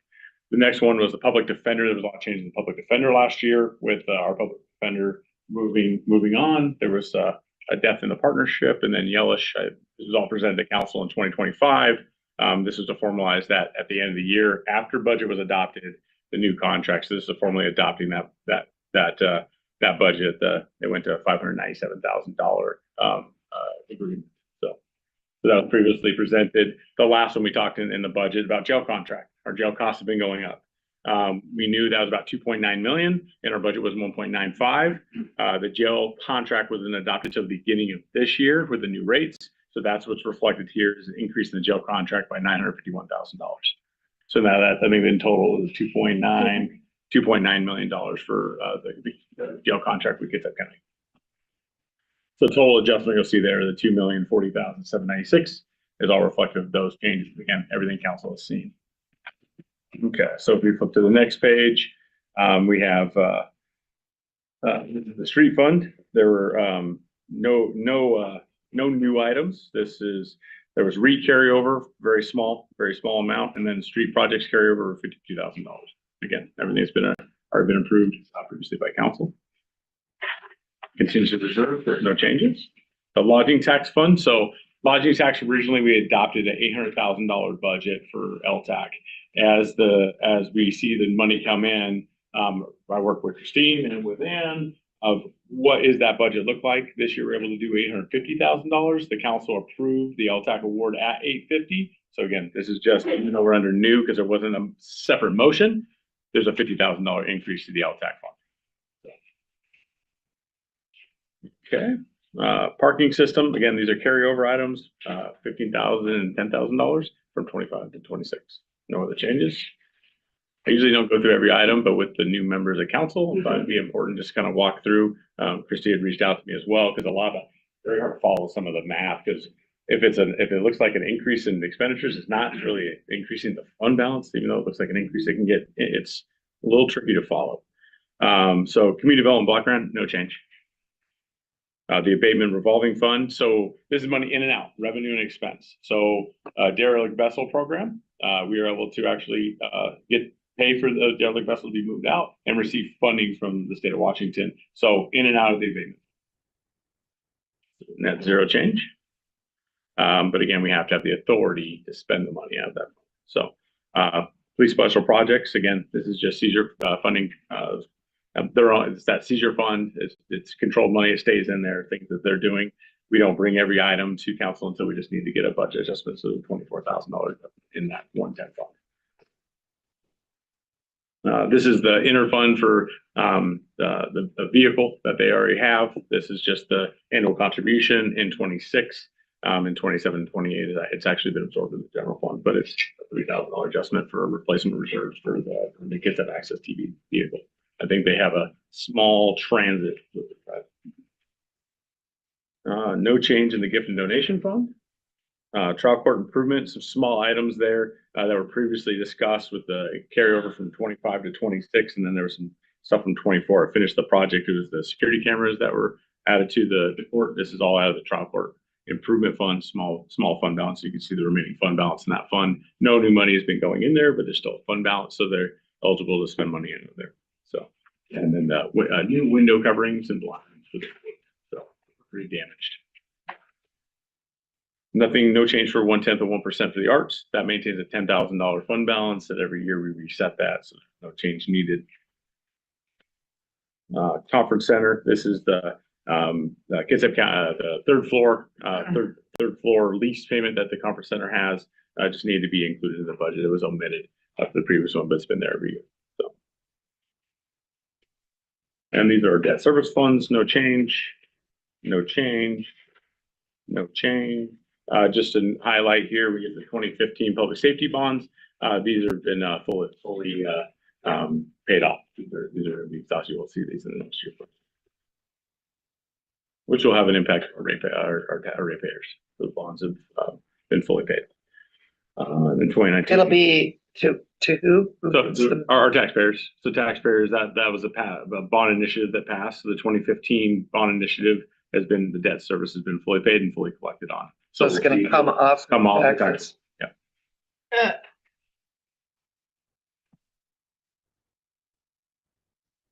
All right. So this is our refund, Fund 30. This is just carryover. Things that weren't executed, carried in for projects where this is the matching source that was approved previously. That's going to go on to projects and other funds, probably mostly TransCap, to execute those projects. What page is that? It is Fund 308. What's the fund's number? 308.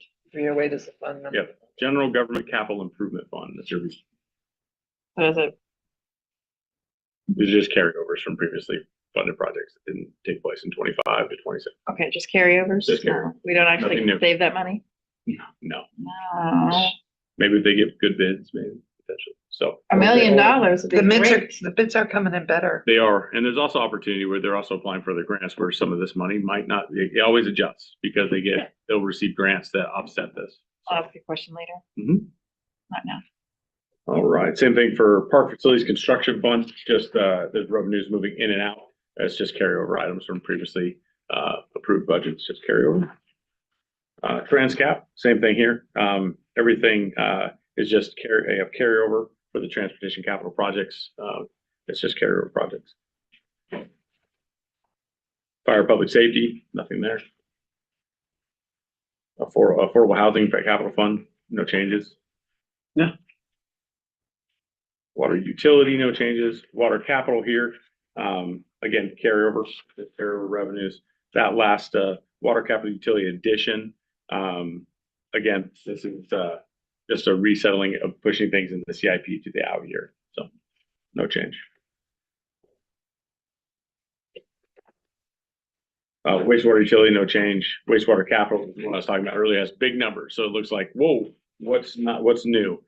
Same thing. They're moving things out in the CIP outside of 26 into 27, 28. So this is the $7 million of what says additional expenses, actually a reduction in expenditures, an increase in fund balance. And then we also have the loan. These are loan proceeds for the loans that have been approved by council to go out for loan for these projects. We're just not going to pull that money down until another out year. So it's just resetting those.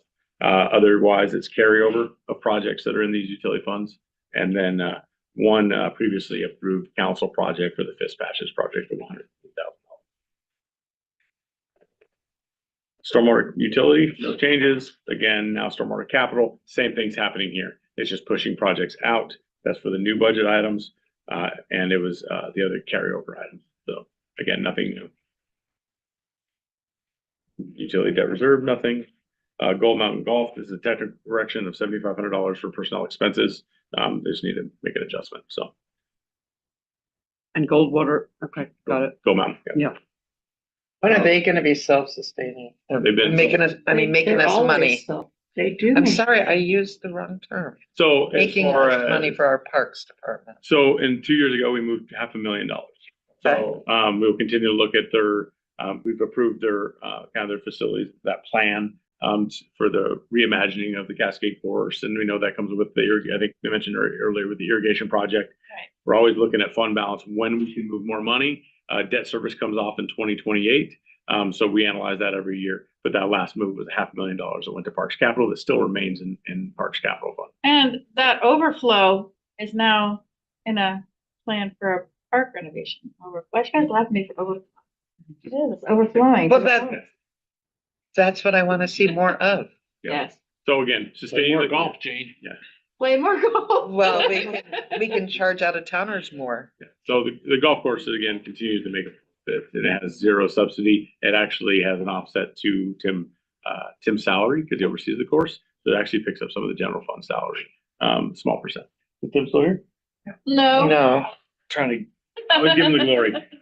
But yeah, He's feeling it. and they've been in profit Dear status sir. over a decade. So, and yeah, they continue to do well. So yeah, I analyze the fund balance, but looking at what their expected outflow for the course to maintain that, the operation of the course, the playability, we have to look at also reinvestment in the course. Risk management, no change. These are again internal funds, internal service funds, employment security, no change. Accumulated leave liability, just for the council, I'll say what that is. We pay ourselves for future planned retirements or cash outs for people that leave. So we actually pay into this fund. So when Michael retires and he costs us 80 grand to cash him out, it's already set aside, doesn't hit the operations fund that day. It's been planned over time. He's been contributing to himself. Like to do that tomorrow then? Yes, I will find that 80K. I've spent Direct over deposit. $80. Oh, It's coming with your $80. developer chat. All right, so, something I think the city does well with this one, it's, that smooths that out. Rental reserve, no change. Equipment reserves, no change. I guess that's pretty boring, but I'm going through every one of them for you. And then IT, no change. So that is every fund that we walk through. So here to answer any questions you have. Hopefully I'll be able to answer or Missy. I have just a quick question. Sure. Good gracious, the fish passage project has been, it's so much going on and the burden of it is often on, almost always on us to do. Tell me about, do we have, all the fish passages funding allocated for those state mandated upgrades? Wow, that's a good question. Are they still coming out of the gate, out of the fish passage from Olympia?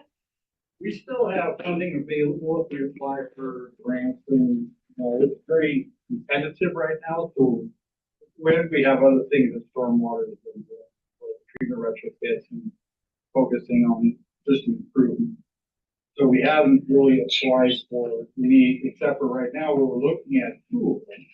One of them is, of course, removing, Right. removing the big one over concrete there. channels, working with the tribe, Suquamish tribe. Their project, we're following along into our property, right, the city properties. We do have a grant for Parish Creek that we're working on right now. We're also working with Wasdell on two projects on State Route 16 and 3. Okay, Where their contractors doing work, we're moving our utilities, so there's coordination there. We have the biggest project that we have left on the books is the West Lake, discharge of Kitsap Lake and Kitsap Creek. okay. That's about 12 million. And you're putting that one off. For a good reason. It's on the. Okay. It's on tier 27. Tier 27. No. Of the Being fish passage. facetious, no, that's not. Priority. There is no tier 27. So, I mean, I guess, what's our deadline for, because I know that, We don't have it yet, okay, which is a good thing. it's just a mandate, but there's no deadline for the mandate? Not that I'm. Okay. We're doing a fish barrier removal in the watershed. We've already designed, we're doing it this summer, so I'm one of the 2000 forestry. Okay. We've done most of them that we have to. So we're gonna have a few more of those out in the watershed. Those are relatively inexpensive as compared to a massive urban project. So for those, which funding source do you use? The ones out of the watershed, and that's just independently our That's usually. Utility funding, right, which is, no REIT money. which no REIT money, we already know. But the utility, I mean, that's pretty, it's a Okay. full, and it's very specific funding source, right? So, okay, so, we're gonna be seeing these, barrier removals for years to come. That, I understand, no? At some point, maybe we'll be done? A few of them, I think in all, we probably have 4 or 5. 4 or 5 to do or total? Okay, there's some that are questionable as far as the benefit, and because we've already knocked out all of our critical issues, we're ahead. Okay. All right. Thank you for, that's all for now. Any other council members have questions? Christie? For the closeout of 2025, has that been made public? Is it on the website? Is there anywhere that people can go? Just in the budget status reports, we don't have like a closing, like here's where we end, other than the financial report. So the financial report, we've completed the financial report for 2025. It's been submitted to the auditor's office and it's going to be under audit in about a month. So that is our formal close. We do put period 13 reports out there. Those will be going up soon to show those. So those would be the closest thing we have. Yep. And then once again, we have the financials. We put unaudited financials on our website once we feel like those are ready to be out there for digestion. And they're right there. Like I said, we filed with the auditors. They're ready to come on site in about a month. So one of the documents that we had in the finance committee, but it didn't get into the packet, and nobody cut it, was that one with the colored blue and green that I bars on was the shown. bottom. Yep. And so because that wasn't in the packet, there isn't a place the public could see something like that. Sure, and I did provide that to Ann to be able to put Okay. on the webpage and Perfect. distribute to all of council. So hopefully you all got that. That's what I've been referencing this evening. So hopefully that got out to them, I believe. So it's been something That'll else. really help the public as well. Yep, so. So, how do you want to treat this? Consent or general? It's housekeeping, it's updating, Yeah, no new spending, yeah. people have the ability to Yeah. come and have an agenda. And items. any questions, yeah, feel free. So, that's it. So, thank you. Okay, thank you. Okay.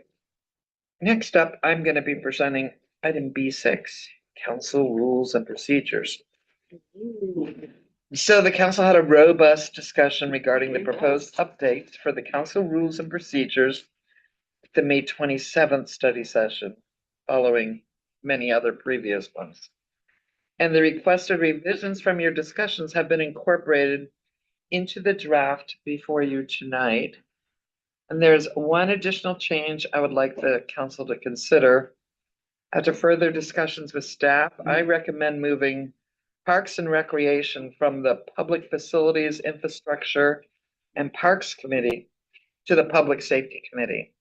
And that's because quite often neither police or fire have agenda items, or if they are, they're pretty limited on public safety. And as we know, parks is a very integral part of public safety in our community. Well, I think this is a great idea because I proposed it many. That's how it used to be. Yeah. Now for a while, Parks wasn't on anything except the Parks Commission. Well, when it was before, Yeah. Yes, Michael. parks used to be with public safety. Well, everybody may have already said what I basically used to say, but You're our senior Oh, member though, so geez. we, the way it Senior. used to be, they didn't often have enough things, so they kind of just went through everything.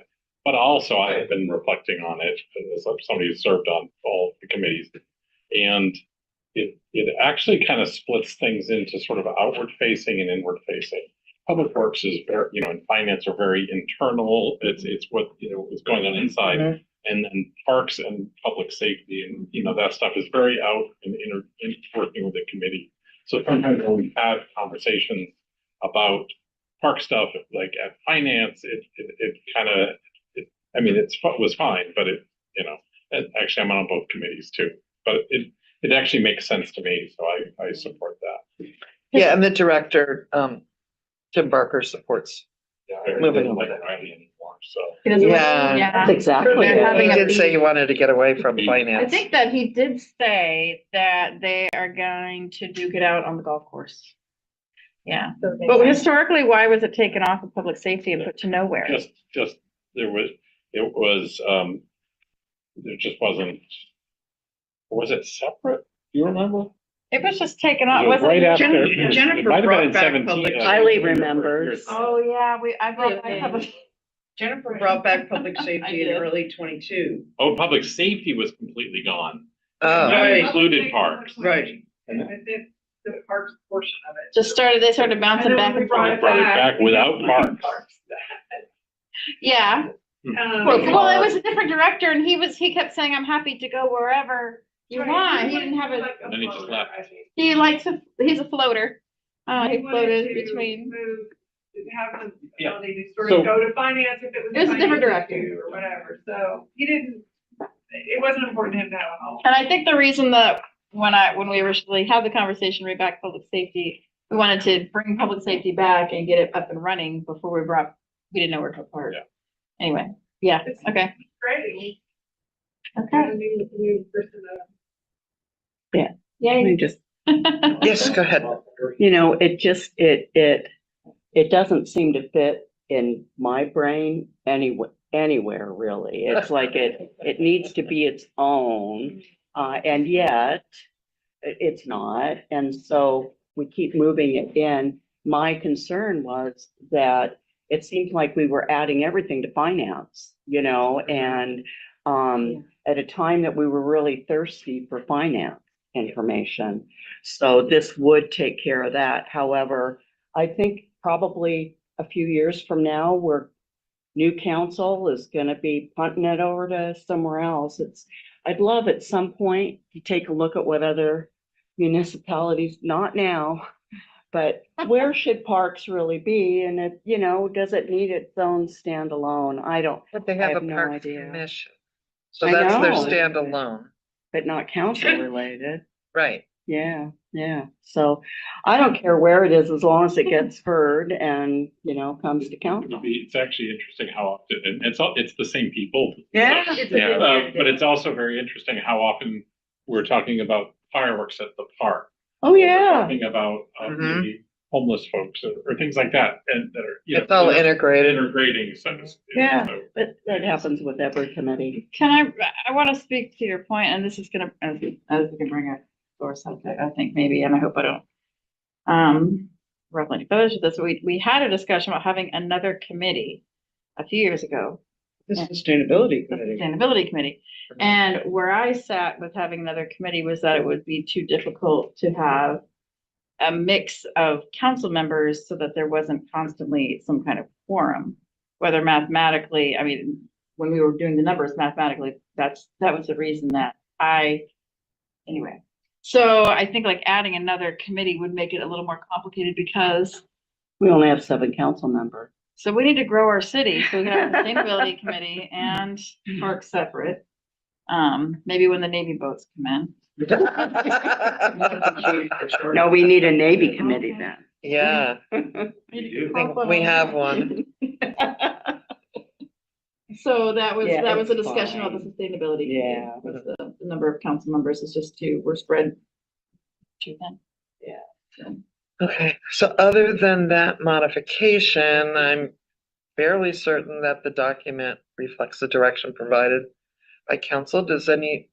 When you were reviewing it, did anybody see anything that they don't think? Okay, a couple things. No, I'm fine with the changes that you made.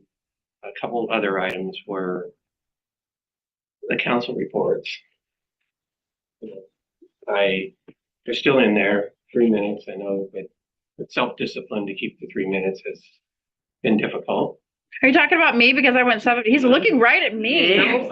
Jennifer was the only one. Yeah, I was the only one. I'm not looking at you. You're looking at me right now. Kids. What I would propose is Trust that the me, it's been discretion of the held out.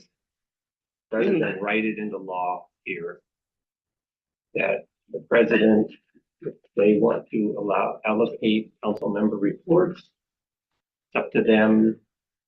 A different president, a new president in the future, maybe they decide that it's not. Council rules get changed all the time. We just changed these on March 5th. Because the reason that what I have found most valuable is showing up out in the community, at the night market, at the Ancestors Parade, every time I go out, and we're invited to a lot of things, and our attendance and our, presence in the community at those other events probably serves us a lot better than 3 minutes at a council meeting. And Ann just presented us with, individual web pages that we will do. So anyway, that's my comment on that. The other one is cell phones, use of cell phones in the council meeting, and whether we want to address attire. No, we're not addressing attire. I don't want to address. Council No. meetings, for the public meetings. No, thank You mean you. for the No. public or for Do you know how many council? years that the people? Shirts and shoes. Oh, for the public? No. No, okay. I'm again being All facetious. I'm going to cover up my tattoos. The hat and ring. I'm Show more of them next week Dress at the council code. meeting, just for you.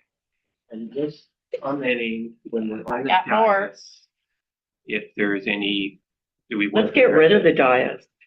That would. I don't Great. like the dias. I say we, remember when COVID, when we were right Yeah, on that the was floor? great. That's down on the And when you open it up, I that was love better. going down on the. Okay, let's go through. I understand. So I want to address the ones that were directed at me. At any time, if somebody's got some really long thing that they feel is really important, I can say, go ahead. I'm not, Right. So it doesn't have to be in a rule because I'm the chair and whoever is the president is the chair. And we discussed this at our prior study session. It was not codified, for lack of a better word, before then.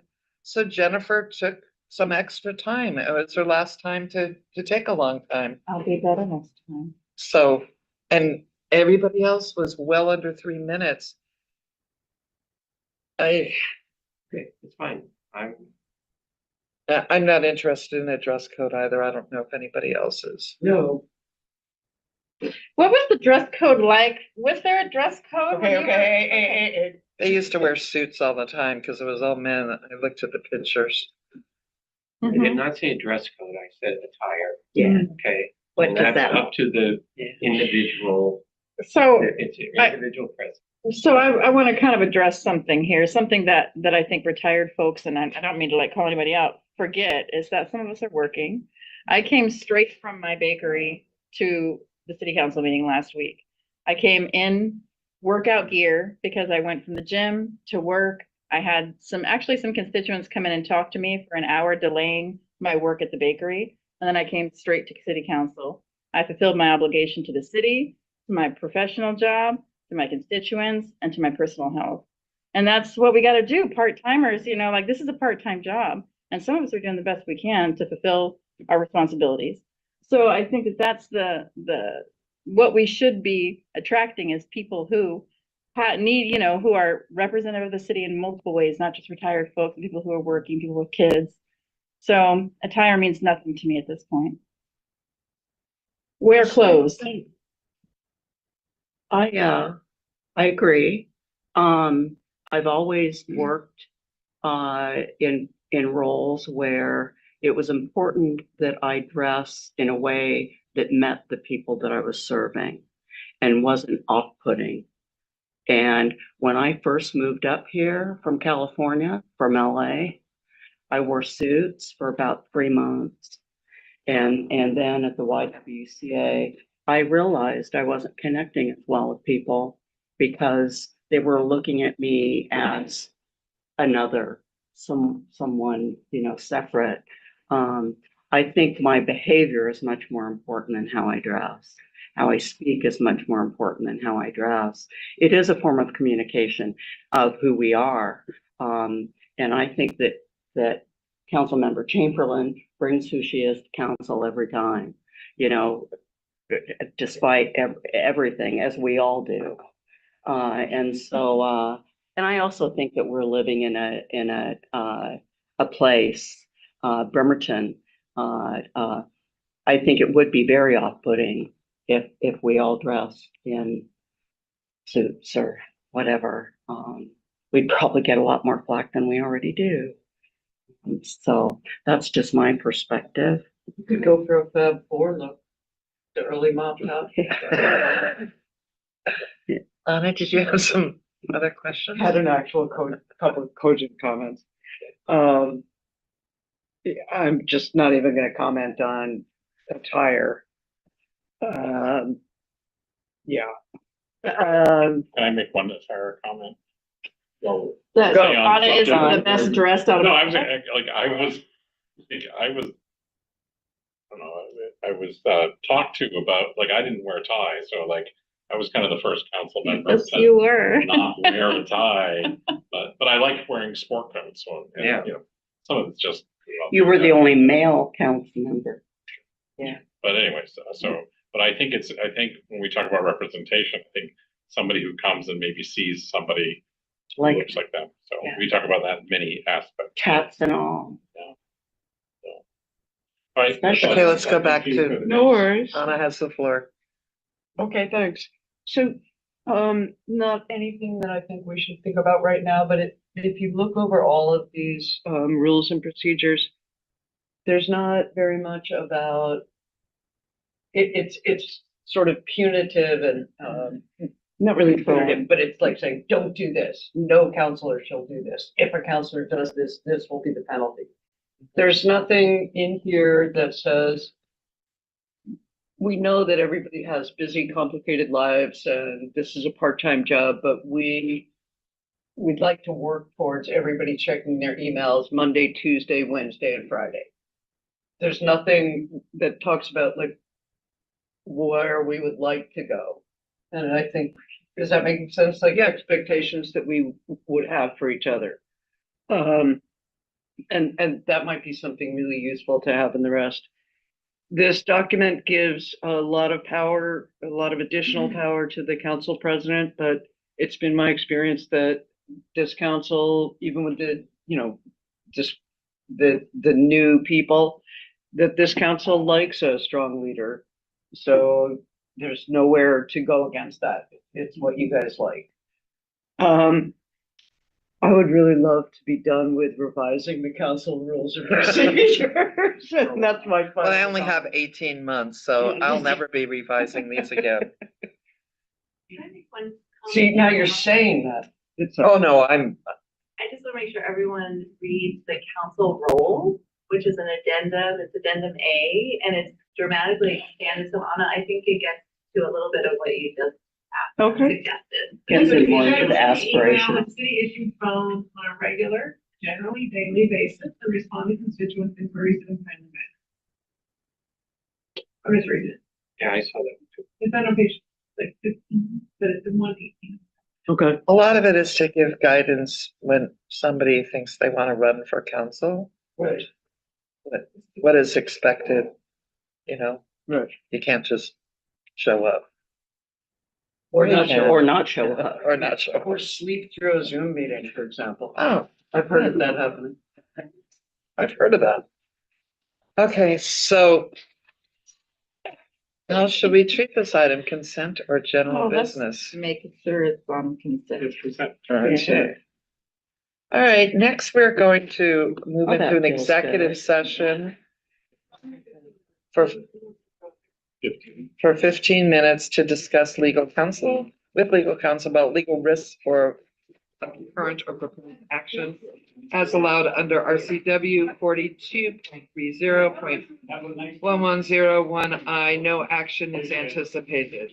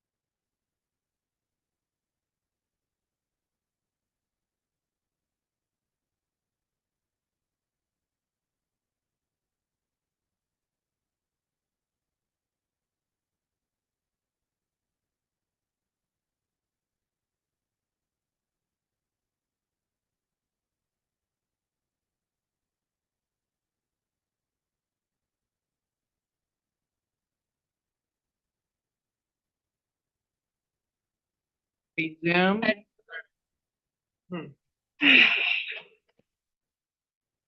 I call the June 10th study session back to order. Next, are there any council members here who have attended a regional or other committee or board or webinar or event since our last study session who would like to provide us with a brief summary? Yes. Okay, go ahead. Oh, neat, cool.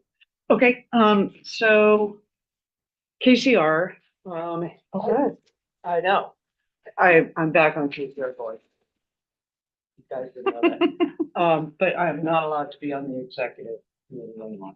But, Head Start got flagged by finance, which I think is why Department of Commerce, they were given 120 days to fix whatever they were flagged for. And they got it fixed by April 30th, so they are back on track. It was an area of non-compliance. They needed financials and they weren't, and Commerce was not getting them, even what they thought it was a timely manner. Foundational community supports from WellPoint, acceptance rate is up to 30%. Anybody knows what to make of that figure? I've asked about it. I've asked both Tony and Leslie, and I haven't gotten a clear, but I'm passing it on in case it means something to you guys. The Manette project received about 290K. They're going to get 215K more. If you guys remember, that's the Sesquibali, Can I ask you, I thought they were already open and living there. Is Yeah, that they're operational money? It's, I will ask that one later, but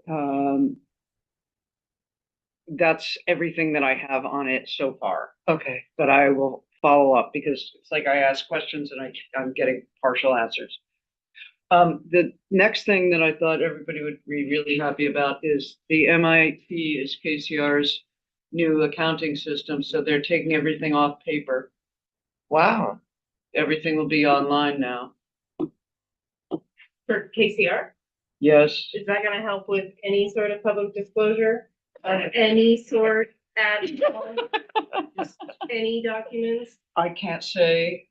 I don't know. I do know that once everything is entered, financial reports will be given out quarterly, possibly even someday monthly at board meetings. Wow. And they'll be given out, in an online format. Right. Then there's going to be a retreat in August. The biggest thing, and I'm still trying to really follow up on this, and Tony promised to send me stuff and hasn't. But it appears that fee for service is a new grant that's going to be covering coordinated entry. And I know you guys have all heard me talk about the problems with coordinated entry and heard many others. The challenges, let's say. But they are paying for a more comprehensive coordinated entry, including like re-entry, housing, rehab, possibly even chemical detox. I don't have like hard figures on that last one, and possibly more services KCR can provide. They'll be similar to the St. Vincent de Paul in Tacoma, which was featured at one of my last town halls, where it's a day center and it just like keeps bringing people in. It's like you come to the day center and no questions asked, you get dry socks, you get dry clothes, you get, the basic stuff you need, help with getting your documents. So if we could get that level of coordinated entry happening in Kitsap, I would be a very, very happy one. So I will report back after the next meeting, and when I have yet more details on that. That's it. That's it for KCR. Other people? I have a couple that I went to, but anybody else? Okay, Kids Up 911. There's some interesting financials that came out. We're charged based on how many calls we have. And so for a law enforcement call, we're charged $8.15. And Bremerton had 43,985 calls for a total of 358,000 and change. That was for the police. Fire had about quarter of that, less than a quarter, Interesting. 10,606 calls, but they charge more for them, $14.94. And that's because most of them are medical, right? 80% are medical, not. I wish I would have been there for this one. My question would be, are there law enforcement calls that could be medical only? And often they both are. I don't know, but that's what we're being charged. And we are being charged 23% of what Kitsap 911 costs, but we're 16% of the population. So that right there proves to you that we are shouldering a large burden for the rest of the county. Undue burden. Unpaid. There's a new non-emergency line answered by AI, and I didn't write the number down here, but I'll get it. I think they want me to Let me use advertise. AI to get it. Yeah. it's gonna- Ask Sarah. And they're gonna drop off swag for us too, Okay. give out. And then Kitsap Transit, so they're spending over $600,000 on enhancements for FIFA. On game days, they're gonna be having a special bus that goes to all the hotels in Kitsap County, pretty much. They got some new signage, and they're going to be running the fast ferry on game days only late. So that's $600,000, and they did get a bunch of grants, but they're short $200,000, so they're taking it out of bus service.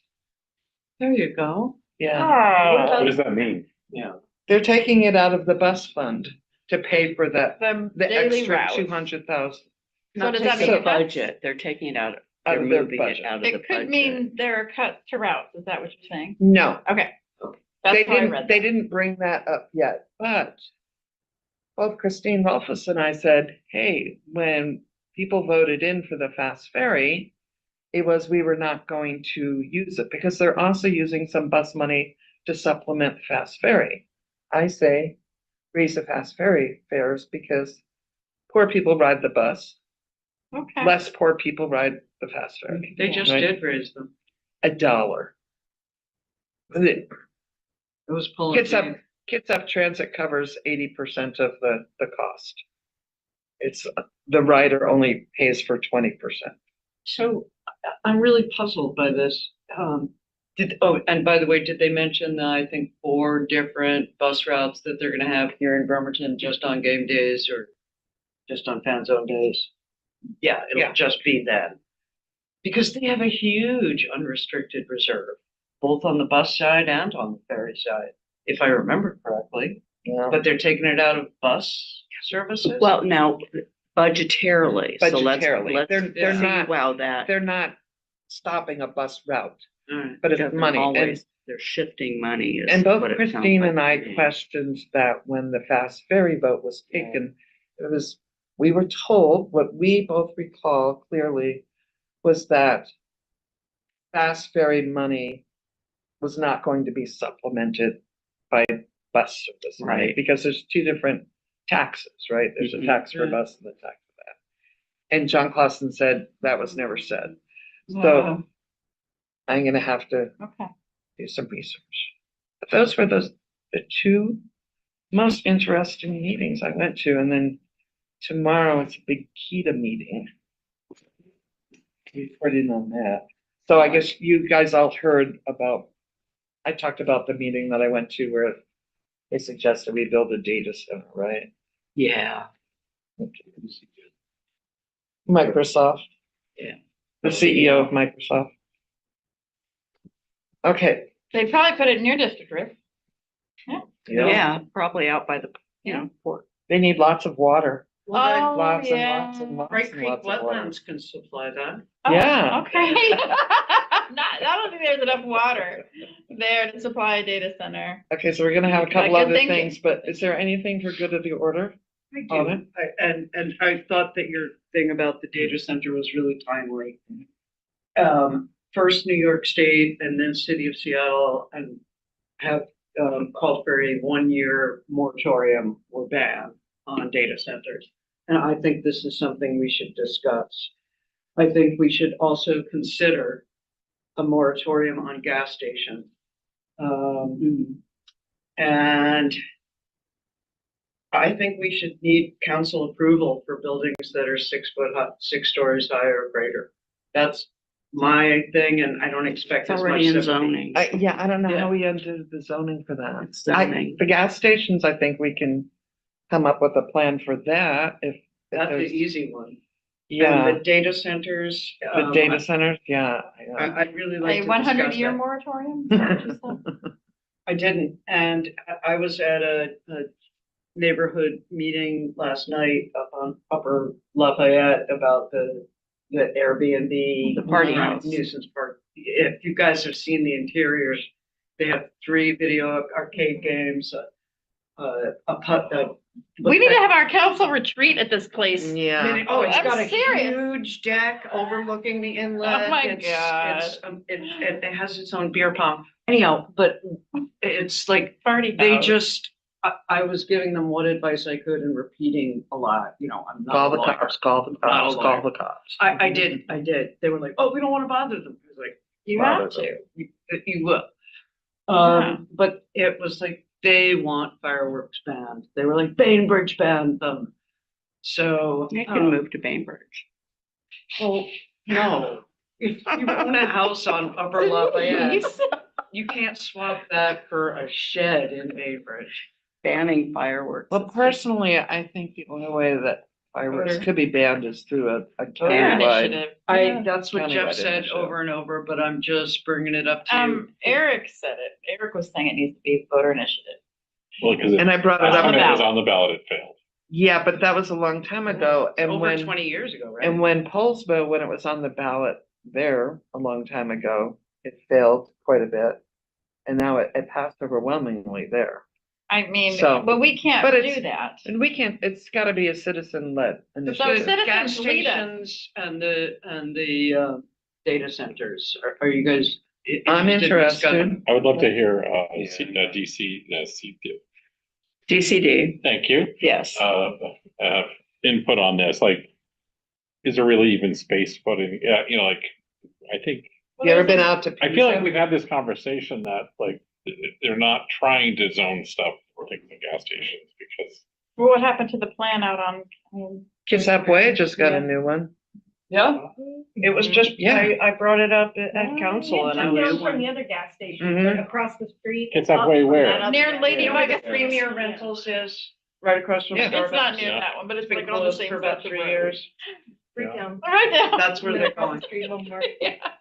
Right about- above, I've right never been above there. the A water. friend of mine went So recently. it's and not Right even above a the water. former He's like, gas. oh. at the bottom of National, No, No. no, where the Starbucks is, right? at the Yeah. bottom of National, Yes, bottom Yeah. national. But then- right across the street from it is. at the bottom of National? That's what I Yes. just said. Yes. I'm agreeing with you. Why did everybody say no? We don't get to vote on that. There's a big sign on there, it's a new business. No, No, that's that's the old vape, That's that's the right next next building. door. It used You're to- thinking of Kia. Ladybug drive-through? No, Premier.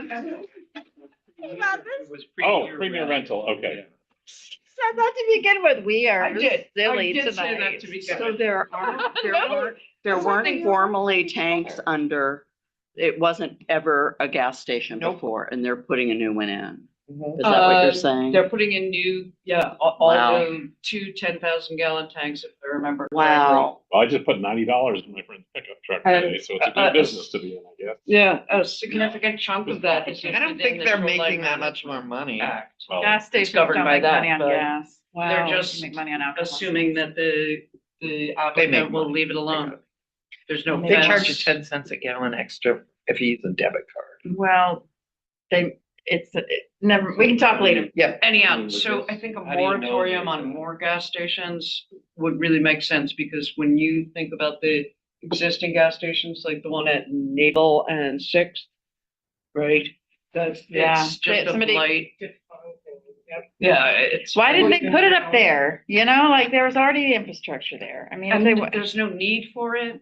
There's, I mean, Yeah, I never okay. have seen a line at any of the other either of the other gas Except stations in Deerfield.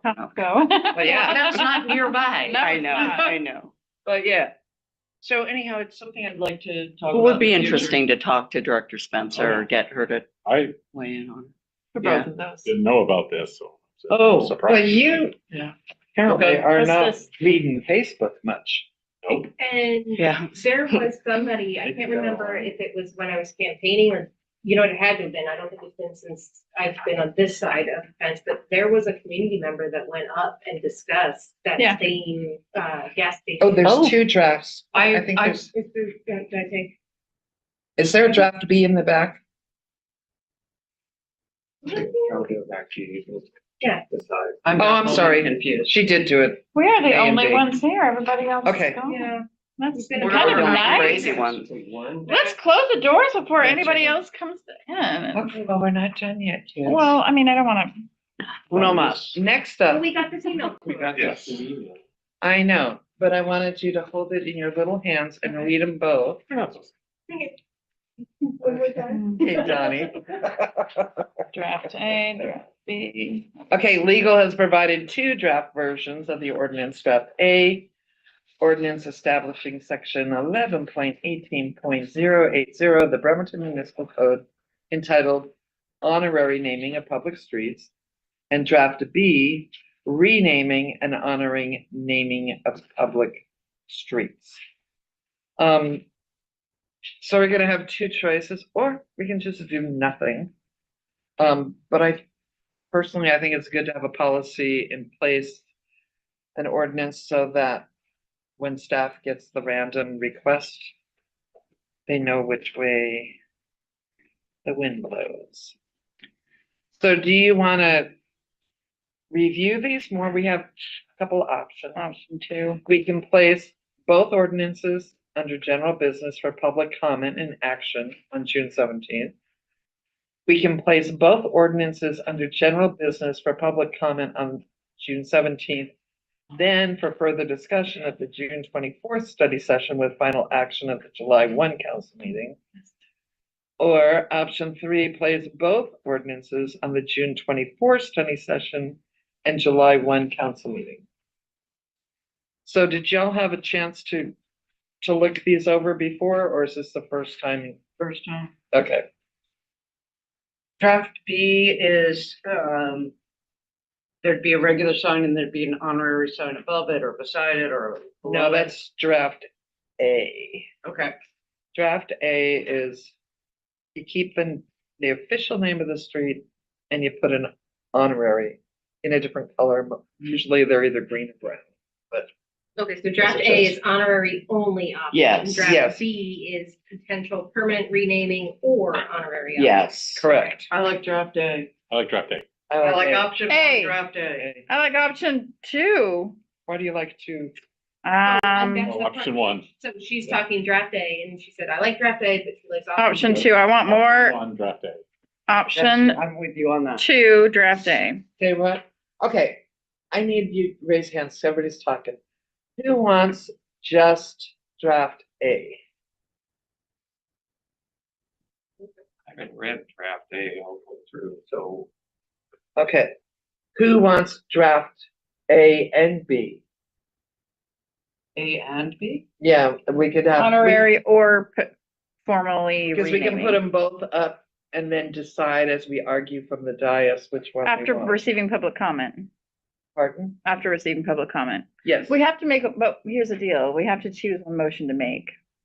absolutely. So what's the point? Because we can, we don't have to, we can decide which motion to make. Mm-hmm. And then if we need a friendly amendment, we can make an amendment from the dais. And if we need to, if we change our mind and vote no for option A, we just gotta remember whoever makes the motion can't speak against it. The second can speak against it, that's all. Whatever the motion is.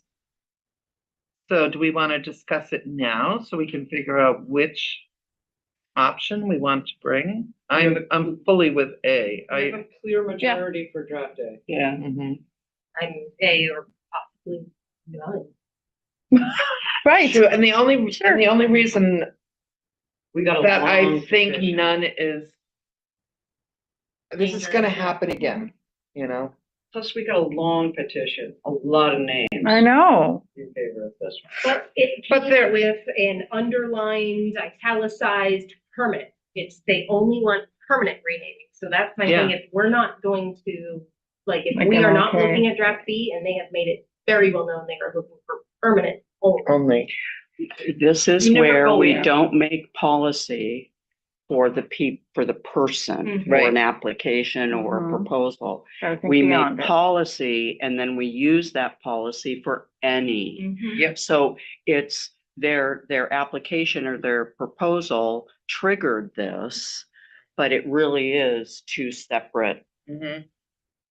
Yeah, my only thing with the A or not is because it was triggered by, I was triggered by a party. And Mhm. like a group of individuals that wanted this, and if we are not gonna meet their needs, are we prioritizing doing this over the other business that we should be doing Oh, I see in what all you're of saying. this? Because if one person, or not one person, it's a group of people, have come forward and want the permanent option, and if that's not something that we are looking at doing at this time, then is this a high priority item with the other things that we have going on with this? Because I don't know, I think that even the honorary have a really cool opportunity if we chose to do the honorary, that we could potentially have, public input on what it looks like. And I would love to see our district names on it. So have Minette, have, Well, they everybody- change every do. 10 years. With what? Districts change every 10 years. Yeah, Yeah, it but the doesn't stay honorary, the same. I was gonna say the honorary thing though is for a set period of time, so that's the other thing, it's not What honorary. is the for set repeating. period of time? Is it in here? I can't. It's not, and so there's other things with draft day that I'm saying, it's not just as simple as like, yeah, this is good to go, draft day, there's a lot more opportunity. It's not a permanent honorary, it's a temporary honorary? Usually it's 15 years. But so shouldn't it say in here? Mhm. Wow. It should definitely either say or be eliminated. Mm-hmm. I agree. And then we should, Explain to me how this would work. So right now, Oh, you were the gone street last we're week. talking about is Park Avenue, just for. No, 8th No? Street, 8th Street. 8th Street. Okay, Yeah. so 8th Street becomes Bishop Larry Robertson Way. Way. Yeah. For And- 2 blocks. For Yeah. just 2 blocks. And what does that do? What is the address for the residents on that street? Is it still 8th Street? no. If it's Oh, honorary, it's it's 8th still Street. 8th But Street. if it's permanent, then they have to go through changing their driver's license, their mortgage, their passport, all kinds of things. Right, everybody sees this. I mean, it's And a lot. whoever said it, okay, that isn't what the petitioners want. I think they want a permanent, like I like the historical changed- district on this one. they changed Foxy Egan's Boulevard and Adele Way. And And that was a different council. and I a know it different was, time. but I mean, that Yeah. was a permanent change to Marine Drive runs into Adele Way for a certain And 100 it's, feet or whatever it is. and I was talking to the police chief and he goes, what a pain in the butt that is, trying to teach people, because when you have a regular grid, 17th Street the whole way. Right. Until you go across the water, then it's East 17th. And the other streets, the ones that run north-south, they stay the same when they're on one side of the bridge or the other. But by all of a sudden, you got Marine Drive, then you got Adele, and then it changes into Marion. Back to Marion. Yeah, I mean, it's a mess. I like honorary, but I think there should be some expiration date on it. Mm-hmm. And maybe there's a quick reapplication. Yeah. There you go. There Yeah. you They go. don't have to go through the whole thing again. Right. Right. Um, Renewal. Yeah, we call it renewal. But I do feel that the people on the street should have a say, Yeah. but it should be a simpler process. Yeah. So, So what kind of time frame? Because Kylie would have to modify. 20 years popped in my head. That kind of felt too long. Yeah. And then so I kind of was doing 10, and you'd mentioned 15. 15. That sounds fine. to me. 15 sounds good. Yeah.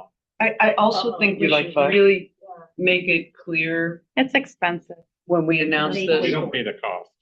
I that we know, should that's what I'm repeat, saying. Let Anna finish, please. that we should repeat the explanation of why this could be a burden to Mhm. other people on the street. And to remind them that back when these streets were named, Loxie Egan's, Adele, et cetera, the ability of the government and various private companies to know everything about you was much less. And therefore their ability to go, this person's a little dodgy, they've like moved, it is so much greater now. Well, it's like women having to go and find their original birth certificate. get a passport. Don't even get me started. Yeah, Yes. so, So back to the question. Yeah. I'm for 15 years, you're for 15. Krista thinks 15. 5 is better. I like to call 15. I thought theirs was 15. And there's different tiers. Oh, I don't want a bunch of tiers. Like some streets you get 5, some you get 10. I some don't you know, get like if 15. you're like super fancy pants or something, I don't know. I don't know. But what if Well, you're a why do you neighborhood like on the it? way up? I And just you like might short move duration. from one tier to the next. I'll tell you, I like shortened duration because it is 2026 and I have watched people that I wrote book reports on in high school have their statute Girl. written down. Oh, yeah. So I just think that this is something that like, I do not feel safe in like naming anybody. I wouldn't name one after my mom and I love her because it's like, well, God only knows with the internet now. Who's gonna say what? I guess I better cancel my next request. You know? 7th Street after Christie's mom. Yes, after So, but that's just that. That'd be kind better of than Fifth looking at Avenue. And I'm just saying, Yeah. also, like, if I can, Patrick Swayze way, like, okay, I'll live on that. Swayze way. Oh, Swayze anytime, way. Gross. No, but those are the things that. Patrick Swayze. Okay, That's so I'm more what are we coming up doing? against. How about- Ladies and gentlemen, Perpetuity. what about a compromise of 10 years? sounds good. Yes, listen, Sounds good. 10 years. Let's go. okay.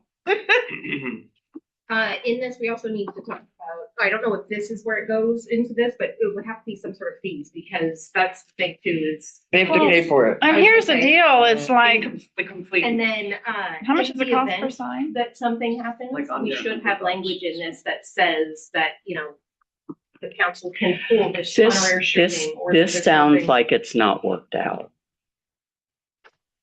That we're adding, I mean, and it's 8:30. Mhm. That's why Um, I'm saying option number 2. Yeah, I think we need more public comment. People have commented before it was even, We've got the group, we've got agenda. their comment, they'll come back and comment some more, and maybe they'll be willing to compromise too and Yeah. understand. Well, I mean, this is just the draft that John put together for us. right. Yeah. And some edits. We give them edits, they change stuff all the time. Okay, somebody kind of, I feel like was saying this. I like this. It's a way that we can choose to honor, somebody, Yes, but we have bigger issues. Yes. And I don't want to spend too much time on this. that's what No. Rob was saying. So I don't want to do the whole. We literally all just public said that, thing. yeah. I want this to be sort of our gift to the citizens. We all, to do yes. something. We said that. But we could take an extra 2 weeks and just put it on the, We just said that, we're in Oh, agreement, Thank you. yes, You think, so you want to do an extra 2 weeks? Yeah, Okay, I'm just warning you out, we're gonna have a really busy. oh, cause it's the Because- 24th. uh-huh, Well, then put it off 4 weeks. Okay, I mean, I it's mean, not there's really. one Looming over us. sure.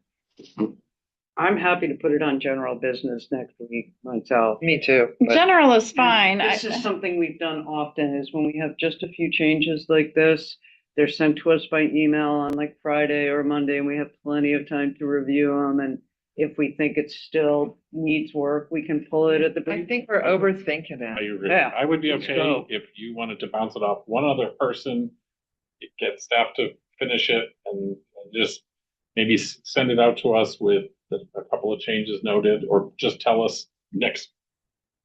Pre-meeting. Briefing. Pre-meeting. Well, really, The email would be good. I think we're this close. So Yeah. I trust you. Yeah. And the process. But it's a big process. Okay, I trust so the tiny process. I will work with Anne and Kylie and Denise. Okay, so a couple more things, almost over.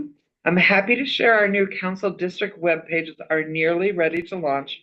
Our legislative office manager has drafted content for each of your individual pages and provided a summary document for you to review. Please review them. They forgot that I went to you. See, oh, hey, I'm putting that in. can you please put that dance, that video? I want to give her some, she's getting pom-poms. Yeah. Okay. And a special thank you to Kelsey Donlicott. She really did a Yeah. lot of work. She's been an outstanding partner to the council office. throughout this Donley project. does. I I'm know. gonna do with those Donley cods. They're Good pretty pair. great. Her expertise and collaboration have been instrumental in helping us bring these new communication tools to fruition. I'm also happy to report that the Juneteenth commemorative flags and Progress Pride flag have been purchased, and administration is making arrangements for them to be displayed. The Juneteenth commemorative flag will be raised on the second Friday in June, which is this Friday. The Progress Pride flag will be raised on the fourth Friday in June, which is June 26th. Okay, we gotta have a round of applause here. I mean, that's pretty great.